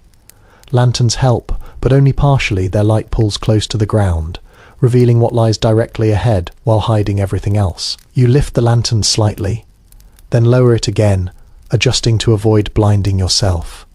The flame sways with each step, making shadows dance unpredictably. Horses move differently at night. You feel it if you ride. They slow ears, alert hooves, testing ground before committing weight. Experienced animals know these roads better than you do. You trust them, loosening rein slightly, letting instinct guide where sight cannot. One small habit surfaces in travel accounts from the time. People often paused at crossroads after dark, listening before choosing a direction. Sound carried information when sight failed. You do the same now, standing still, letting the quiet speak. Distance feels longer at night without visual progress markers. Time stretches. A mile walked in daylight feels shorter than one walked in darkness. You notice your breathing, your heartbeat, the rhythm of steps. Travel becomes internal as much as external. In towns, night travel changes shape. Streets narrow. Buildings rise on either side, blocking sky. Lamps appear at intervals, offering reassurance. You move from pool to pool of light, waiting for the next to appear. Each one feels like a small destination. There is uncertainty in the historical record about how often people travelled at night by choice rather than necessity. Some accounts describe regular, after-dark movement for social visits or work. Others suggest most avoided it when possible. Walking now, you understand the hesitation. Night travel demands focus. Weather amplifies everything. Rain turns dirt roads slick. Wind carries sounds farther, making distance hard to judge. Fog dissolves depth entirely. You adjust plans, quickly turning back if conditions feel wrong. Pride has little place here. Safety matters more. You notice how voices are used deliberately. Travellers call out when approaching others. Greetings arrive earlier than usual, announcing presence before shapes resolve. This practice reduces surprise and signals intent. In darkness, clarity matters. Clothing changes too. You pull collars higher, you wrap fabric tighter, night air feels sharper even in warmer seasons. The body responds immediately, conserving heat and energy. There are risks, real ones. A misstep can mean injury far from help. Encounters with animals become more likely. In certain areas, people worry about theft or confrontation. You remain alert, scanning edges, listening closely. At the same time, night travel offers moments of calm, roads empty. The world feels paused. Stars guide subtly, moonlight reveals contours, daylight hides. You feel both exposed and free. Some observers have wondered whether people of the era possessed better night navigation skills than we do today. Evidence appears mixed. Familiarity helps, but darkness still humbles. As you move, you sense skill and caution working together. Arrival feels different at night. Reaching a destination brings relief rather than celebration. Doors open quickly, lanterns are raised, voices soften. The threshold between outside and inside feels more significant. You step indoors and feel the contrast immediately. Warmth, light, enclosure. The journey leaves your body slowly, tension easing with each breath. If you must continue traveling, you rest briefly before setting out again. You drink water, you adjust clothing. Preparation becomes ritual. Eventually, travel gives way to stillness. The road will wait until morning. Darkness reminds you of limits without cruelty. It asks you to move thoughtfully or not at all.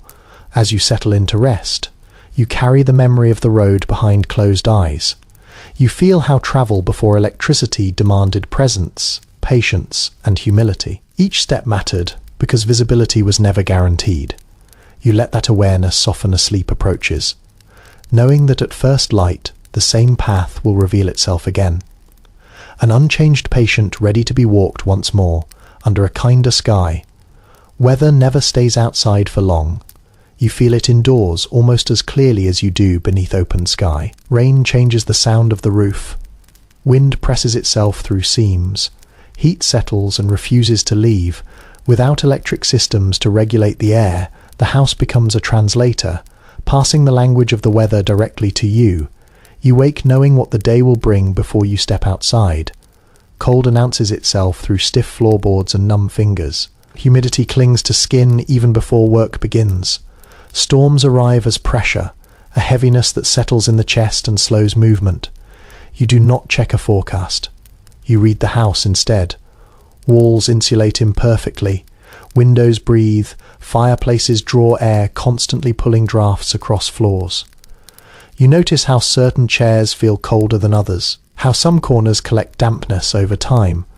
You learn where to sit on wet days and where to avoid during frost. Rain alters everything. It drums softly on shingles or seeps through older roofs in patient drops. Buckets appear beneath leaks placed with practiced accuracy. The sound becomes part of the room, steady and almost soothing. You listen to it as you work, adjusting plans based on its persistence. Heat brings its own challenges in summer. Interiors grow heavy, and still air barely moves. Cooking becomes uncomfortable yet unavoidable. You shift tasks earlier or later in the day, seeking cooler hours without naming them as such. Sweat darkens clothing. You drink water slowly, aware of effort required to replace it. One small detail you notice is how people open and close windows. Not for light alone, but to guide airflow. A shutter tilted just so can draw breeze across a room. Curtains become tools. You adjust them without thinking, responding to subtle changes in pressure and temperature. Cold days invite clustering. Furniture moves closer to heat sources. Activity narrows to fewer rooms. You live more compactly, sharing warmth without discussion. The house contracts around you, becoming smaller and more intimate. Snow changes sound first. Outside, noise softens. Inside the house seems quieter, almost padded. You hear your own movements more clearly. Floors creak sharply against the hush. The contrast feels protective. There is uncertainty in how people of the time experience these constant indoor weather shifts emotionally. Some accounts describe discomfort and frustration. Others suggest heightened awareness and adaptability. Sitting here wrapped in layers or fanning yourself, slowly you feel how attention replaces control. Weather-shaped sleep. Hot nights invite restlessness. Cold nights encourage curling inward. You wake to adjust covers, not annoyed, but responsive. Sleep bends rather than breaks. Smell carries weather too. Damp air brings earth and mold. Dry cold sharpens smoke. Summer heat amplifies every scent. You breathe carefully, aware of how air quality shifts mood and comfort. Illness often follows weather changes. Colds arrive with drafts. Aches deepen with humidity. You learn to anticipate these patterns, warming yourself early, resting when signs appear. Prevention becomes habit rather than prescription. Work adapts on wet days. Indoor tasks rise in priority. On clear ones, you hurry to complete anything requiring light and space. Plans remain flexible. Rigidity serves no one here. The house teaches you where it is strong and where it yields. You learn which walls block wind best, which rooms stay coolest, which windows leak. Knowledge accumulates quietly through experience. As evening approaches, weather continues to speak.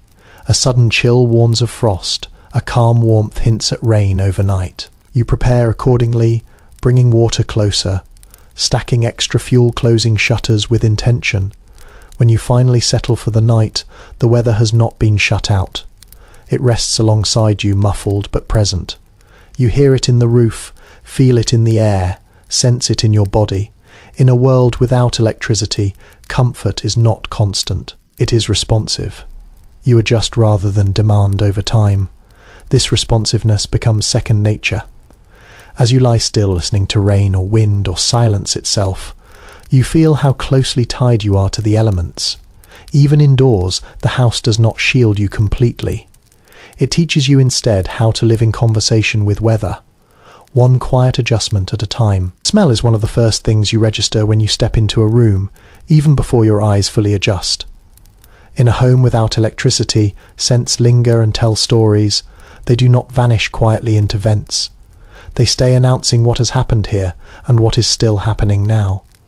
You recognize the familiar bass notes immediately. Wood smoke always present in some form. Cooked food from earlier in the day softened but not gone. Fabric that has absorbed both.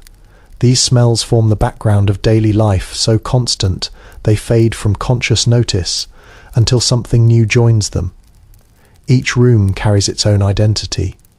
The kitchen smells warm and used, marked by grease, herbs and heat. Sleeping spaces smell of fabric skin and the faint sharpness of straw or feathers.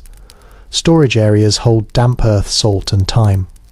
You move through the house guided as much by nose as by memory.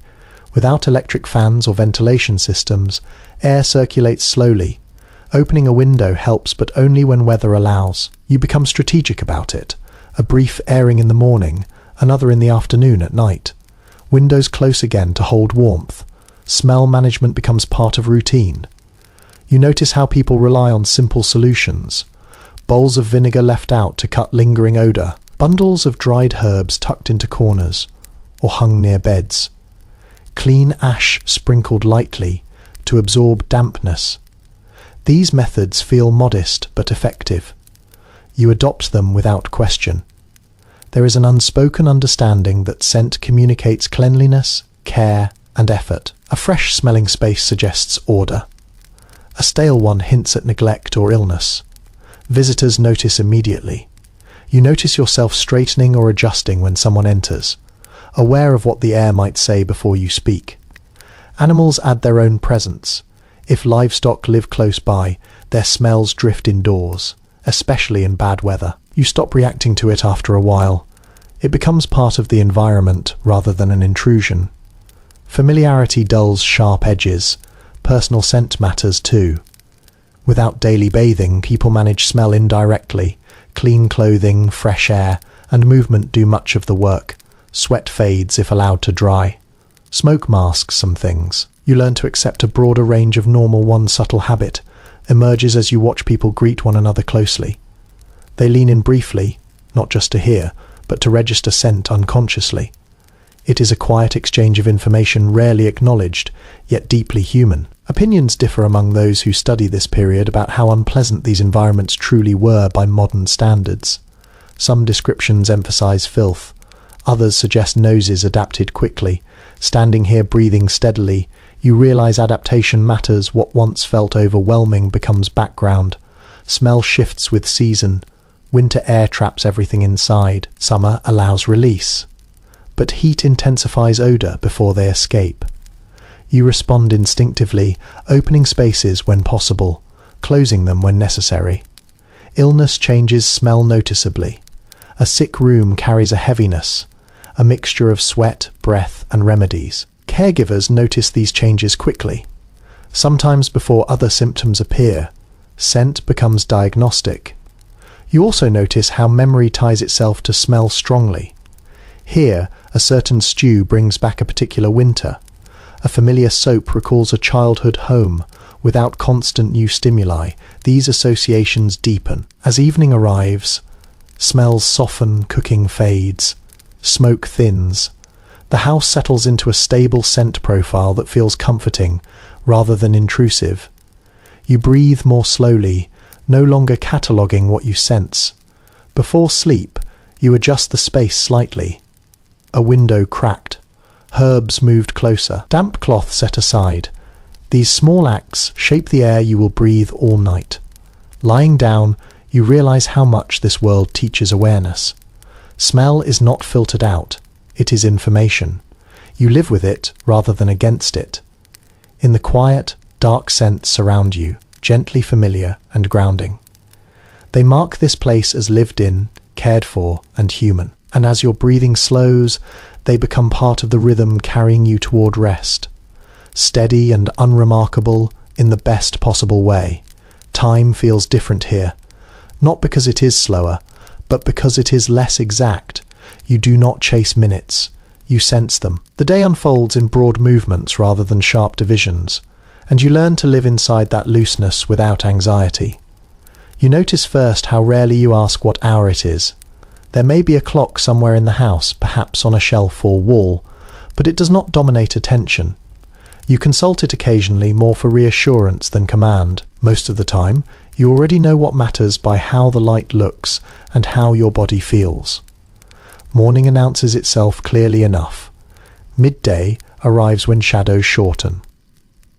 Afternoon is marked by warmth shifting and energy thinning slightly. Evening gathers when light softens and work begins to feel heavier. These markers are reliable. They do not require numbers. You measure tasks by familiarity rather than duration. Churning butter takes as long as it always does. Walking to a neighbor's house takes a certain number of breaths. Baking finishes when smell and color agree. Time becomes tactile sense through repetition. One detail you notice is how people describe future plans. They rarely say a specific hour. Instead, they say after breakfast, before dark, once the fire is fed, when the sun clears the trees. These phrases feel flexible yet precise enough to coordinate lives without confusion. Waiting feels different too. You do not fill it with distraction. If you are waiting for water to heat or dough to rise, you do something nearby. You sharpen a tool, you mend a seam, you sit quietly and watch. Waiting becomes a state rather than a problem to solve.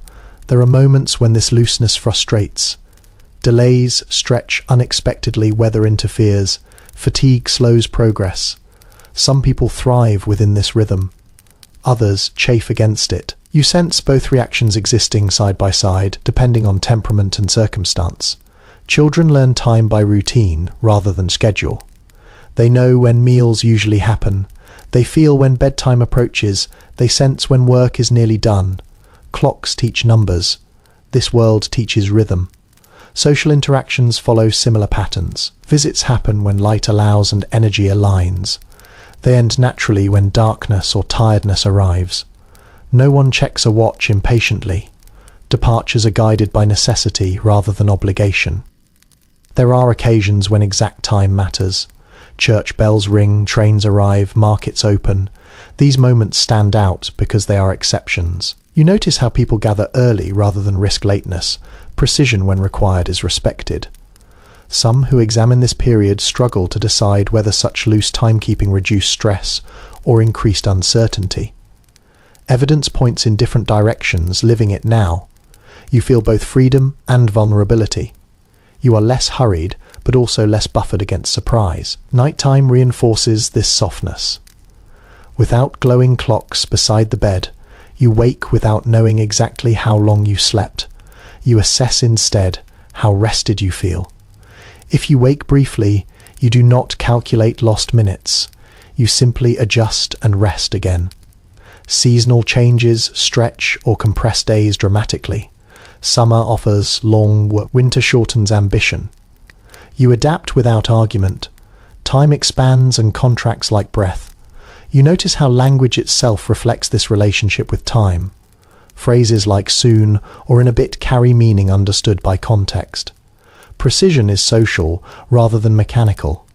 As you move through the day, you stop thinking of time as something passing you by. It feels more like something you move through together. You and the hours cooperate rather than compete. When evening settles and tasks fall away, there is no sense of running out of time. The day has completed its shape. What remains unfinished will wait. That knowledge feels steady rather than threatening. You prepare for sleep without urgency. You do not chase productivity into exhaustion. Darkness signals pause. The body listens. Lying down, you realize how deeply this loose relationship with time affects rest. There is nothing ticking insistently nearby, nothing demanding attention. The night feels wide and forgiving as your breathing slows. Time loosens further, dissolving into sensation rather than measurement. You do not know how long it will take to sleep. You do not need to in this world before electricity. Time does not push you forward. It holds you gently, allowing each moment to finish itself before the next begins. And as you drift toward rest, that gentleness carries you easily, without numbers, without urgency, into the quiet that waits patiently for everyone. Sleep does not arrive all at once here. It approaches gradually, like a tide that lifts and lowers awareness in slow, patient movements. You notice it first in your body rather than your thoughts. Muscles soften, breathing deepens. The day releases its grip without resistance. You prepare the bed with intention. Bedding is simple but layered. Sheets may be coarse, softened only by use. Blankets carry weight and warmth. Sometimes a quilt, sometimes a heavy wool covering, sometimes several thin layers arranged carefully. You smooth them with hands that remember cold nights and know what is needed. Beds are placed where warmth lingers longest near the hearth, if possible away from drafts. You learn quickly which spots invite comfort and which steal heat. Position matters. You adjust pillows and coverings until the balance feels right. The room remains dark or nearly so. No glowing numbers, no sudden light. If a candle remains, it is small and low, more symbolic than functional. Often it is extinguished before you lie down. Darkness becomes part of the sleep environment rather than something to fight. Sleep itself behaves differently. You drift, then wake lightly, then drift again. These pauses do not trouble you. They feel natural, expected. You might sit up briefly, adjust a blanket, listen to the house, the fire breathe softly. Outside, a distant sound passes and fades. There are accounts describing people rising briefly in the night for quiet tasks or reflection, then returning to rest. Others suggest long uninterrupted sleep was common when labour had been heavy. Lying here, you sense that rest adapts to circumstance rather than rule. The body stays aware of temperature. If cold creeps in, you respond without irritation. You pull fabric closer, you tuck hands inward. Comfort is an active process rather than a static state. Dreams arrive gently. They feel slower, less frantic. Perhaps this comes from darkness unbroken by light or noise, perhaps from physical tiredness earned. Honestly, whatever the reason, the mind settles differently. Noise when it appears feels meaningful rather than intrusive. A floorboard cacks, wind brushes the walls. An animal shifts nearby. You register each sound, then let it go. Over time, it becomes familiar territory rather than furniture. Rest feels grounded rather than suspended. Children sleep deeply, nearby breath steady. Adults rest with awareness half ready to respond if needed. Sleep is shared space as much as private experience. The house rests together. There is uncertainty among those who study this era about whether such sleep patterns improved health or simply reflected necessity. Some writings praise the calm. Others mention fatigue. from within its sleep, feels neither optimized nor deficient. It feels human. You wake once more briefly, unsure how long you've rested. Time is softened. You do not calculate it. You simply return to stillness, trusting that rest accumulates in layers just like warmth. Morning will come when light returns. Until then, there is no demand. Darkness holds the space open for rest to deepen naturally. As you sink back into sleep, you feel how the absence of electric interruption allows the body to guide itself. There is no instruction, only response. The night stretches quietly, breath slows, thoughts drift apart. Sleep takes you not as a command, but as a gradual agreement between body darkness and time itself. Once night settles fully, behavior shifts in ways so familiar that no one remarks on them. Social rules soften and tighten at the same time. You feel it as soon as lamps are lit and doors are closed. Evening carries its own expectations shaped by caution, courtesy, and shared understanding. Visits after dark are possible, but never casual. You do not stop by without reason. If you arrive at a home at night, your presence carries weight. You knock gently. You wait. You listen. Inside, people pause before answering, not out of fear but out of habit. Night asks for confirmation. Voices lower naturally. Laughter shortens. Conversation becomes more deliberate. Without bright light, expressions are harder to read. So tone matters more. You choose words carefully, knowing they linger longer in quiet rooms. You notice how chairs are offered differently in the evening. Guests are invited closer to the fire. Hosts ensure warmth first, comfort second. Hospitality adjusts to darkness by focusing on essentials rather than abundance. There is an unspoken understanding about time. Evening visits end earlier. Fatigue is respected. No one presses another to stay longer than light or energy allows. Departures happen with warmth rather than apology. Movement outside the home follows similar rules. People announce themselves clearly. They carry light if travelling any distance. Short paths feel longer. Familiar routes demand attention. You sense how night sharpens awareness of boundaries. Children rarely roam freely after dark. They remain close, guided indoors without debate. Darkness is treated as a space for rest rather than exploration. This expectation is absorbed early and followed without resistance. You also notice how disagreements are handled differently at night. Tensions are set aside rather than escalated. Serious conversations wait for daylight. Evening is not the time for confrontation. It is the time for preservation. There are stories suggesting that crime and conflict increased after dark. Others suggest communities police themselves closely, making night relatively calm. Standing here, you feel how social visibility works differently in low light. Actions are remembered more vividly because they are rarer. The way people dress changes subtly. Layers are added. Shoes are chosen for quiet movement. Clothing becomes protective rather than expressive. You wrap yourself more fully aware of temperature and vulnerability. Even chores follow rules. Loud work is avoided. Heavy tasks wait until morning. Nighttime labour exists, but it is purposeful and restrained. The sound of a hammer after dark would draw attention immediately. There is also comfort in these boundaries. Knowing what is expected reduces uncertainty. You do not have to decide how to behave. The night has already decided for you. Religious or reflective practices often find space here. Quiet prayer, reading scripture, sitting in stillness. These acts align naturally with darkness. You sense how inward attention feels easier when the world narrows.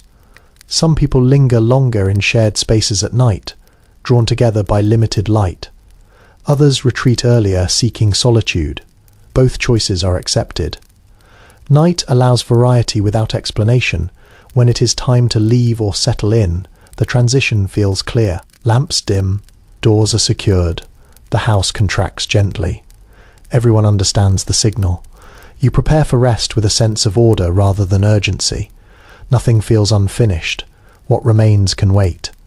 As you settle, you realize how these nighttime customs create safety without force.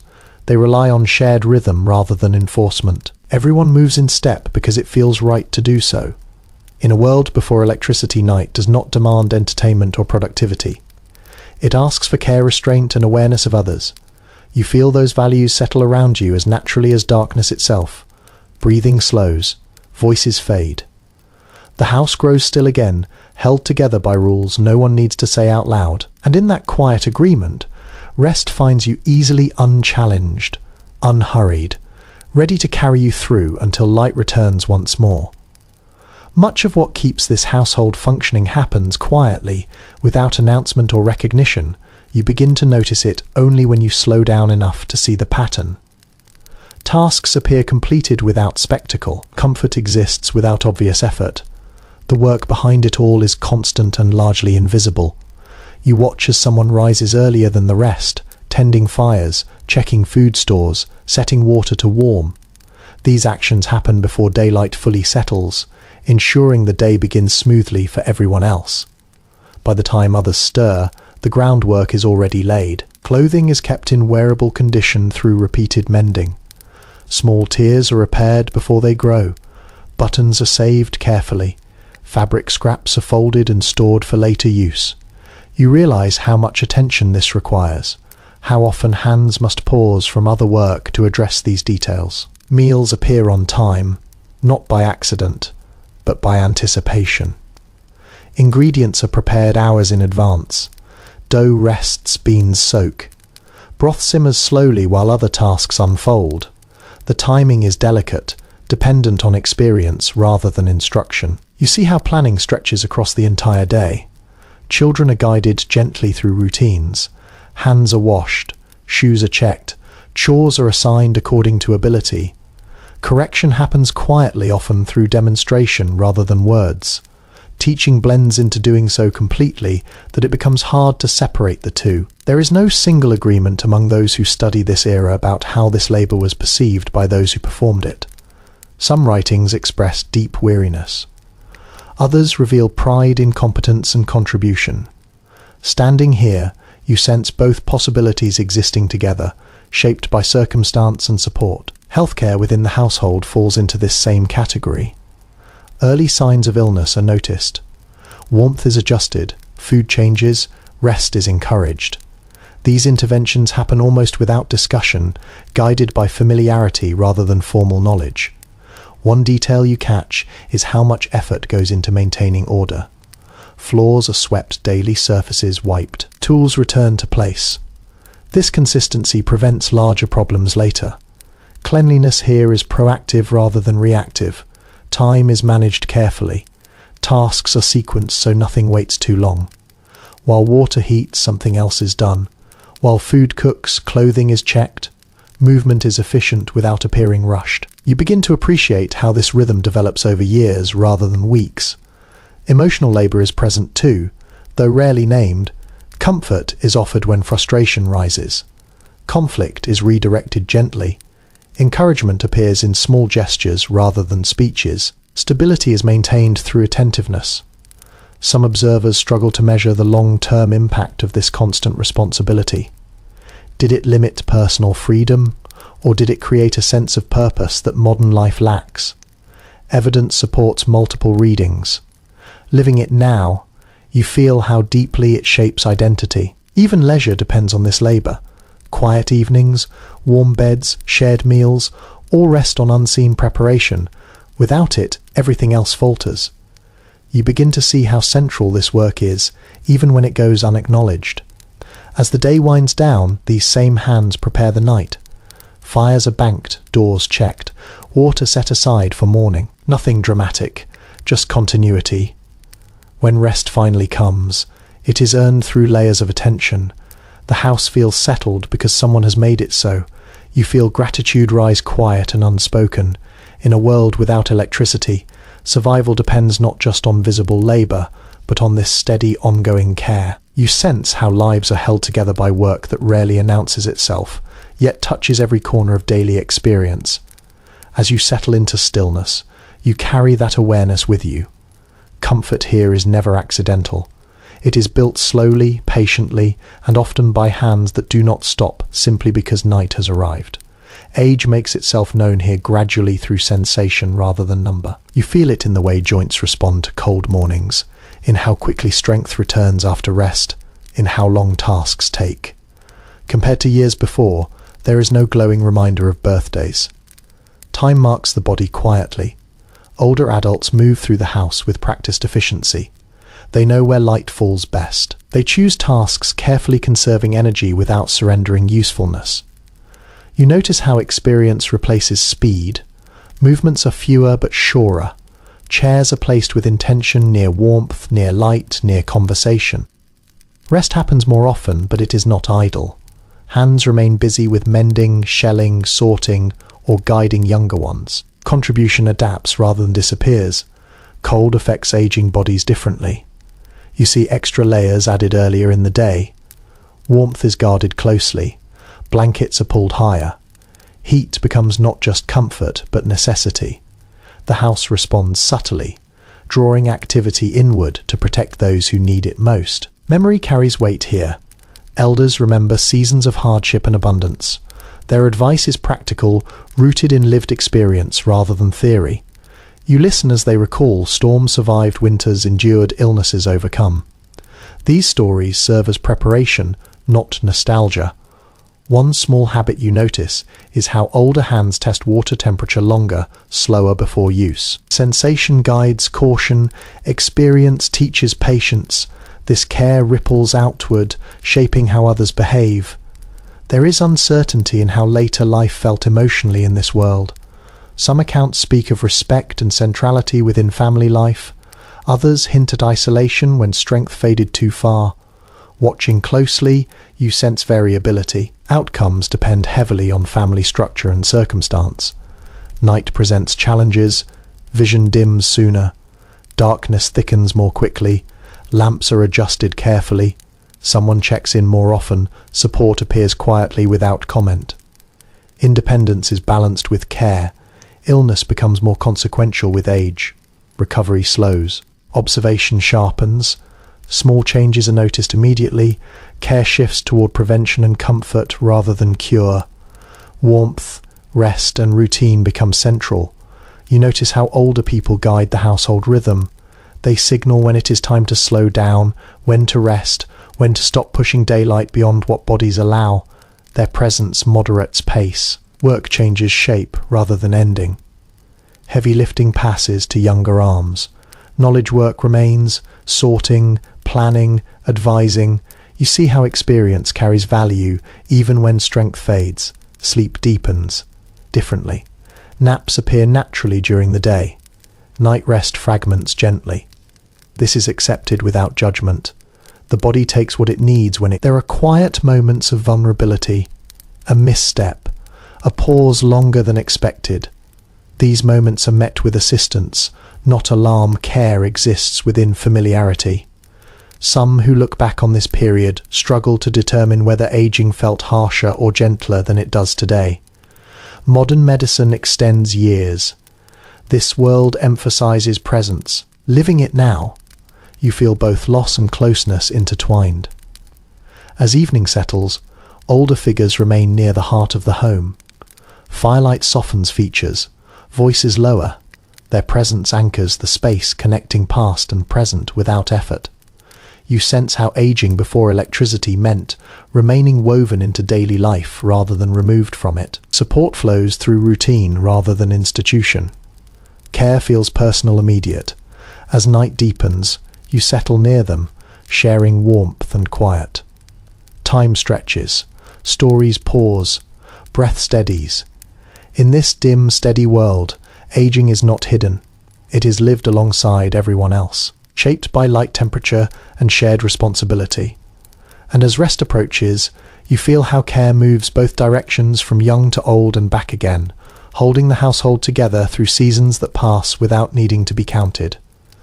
You begin to hear about light before you ever see it change. The idea drifts in through conversation, half certain, half speculative. Someone mentions a new lamp tried in a distant city. Someone else talks about wires strung experimentally along a street far away. These are not announcements. Their murmurs carried cautiously, as if the future itself might be fragile. For now, your nights remain familiar. Candles shorten, lamps smoke gently, fires glow and fade as they always have. Yet the possibility of something different hovers at the edge of awareness. You feel it as curiosity rather than expectation. Change here arrives slowly, and not everyone welcomes it. You notice how people respond differently to these rumours. Some lean forward, imagining brighter rooms and longer evenings. Others pull back, wary of expense, danger, or disruption. The darkness they know feels predictable. The unknown does not. Tools and habits have adapted to current limits so completely that imagining a shift feels strange. Evening routines fit neatly into the hours allowed by flame and fatigue. Extending them would require rethinking everything from sleep to work to social life. You sense the weight of that adjustment. There are demonstrations described in letters and newspapers of the time gatherings where crowds watch new forms of illumination with awe and skepticism intertwined. You imagine standing among them, shielding your eyes, slightly unsure whether to marvel or step back. The brightness feels unnatural, almost aggressive compared to firelight. Inside homes like yours, preparation remains unchanged. Extra candles are stored, oil is checked, firewood is stacked. No one dismantles old systems in anticipation of something unproven. Reliability matters more than novelty.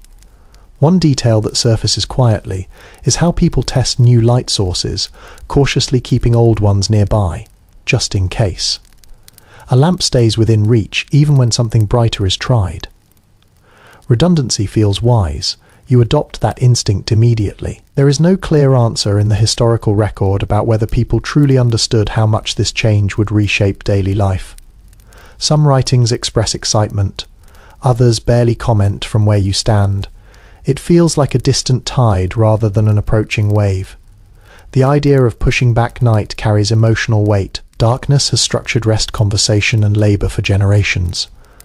Altering it promises opportunity, but also threatens balance. You feel a mild unease beneath the curiosity. Children react with wonder. Older adults respond with measured interest or quiet resistance. Age shapes perception. Experience teaches caution. Hope feels different depending on how much change you have already lived through. Even those intrigued by brighter light worry about cost. Who will pay? Who will maintain it? Who will be responsible when it fails? Flame, for all its demands, is understood. New systems introduce new dependencies. You listen as someone wonders aloud whether brighter nights will shorten sleep or lengthen work days. The question hangs unanswered. No one knows yet. You feel the tension between comfort and progress settling into the room. For now, nothing changes.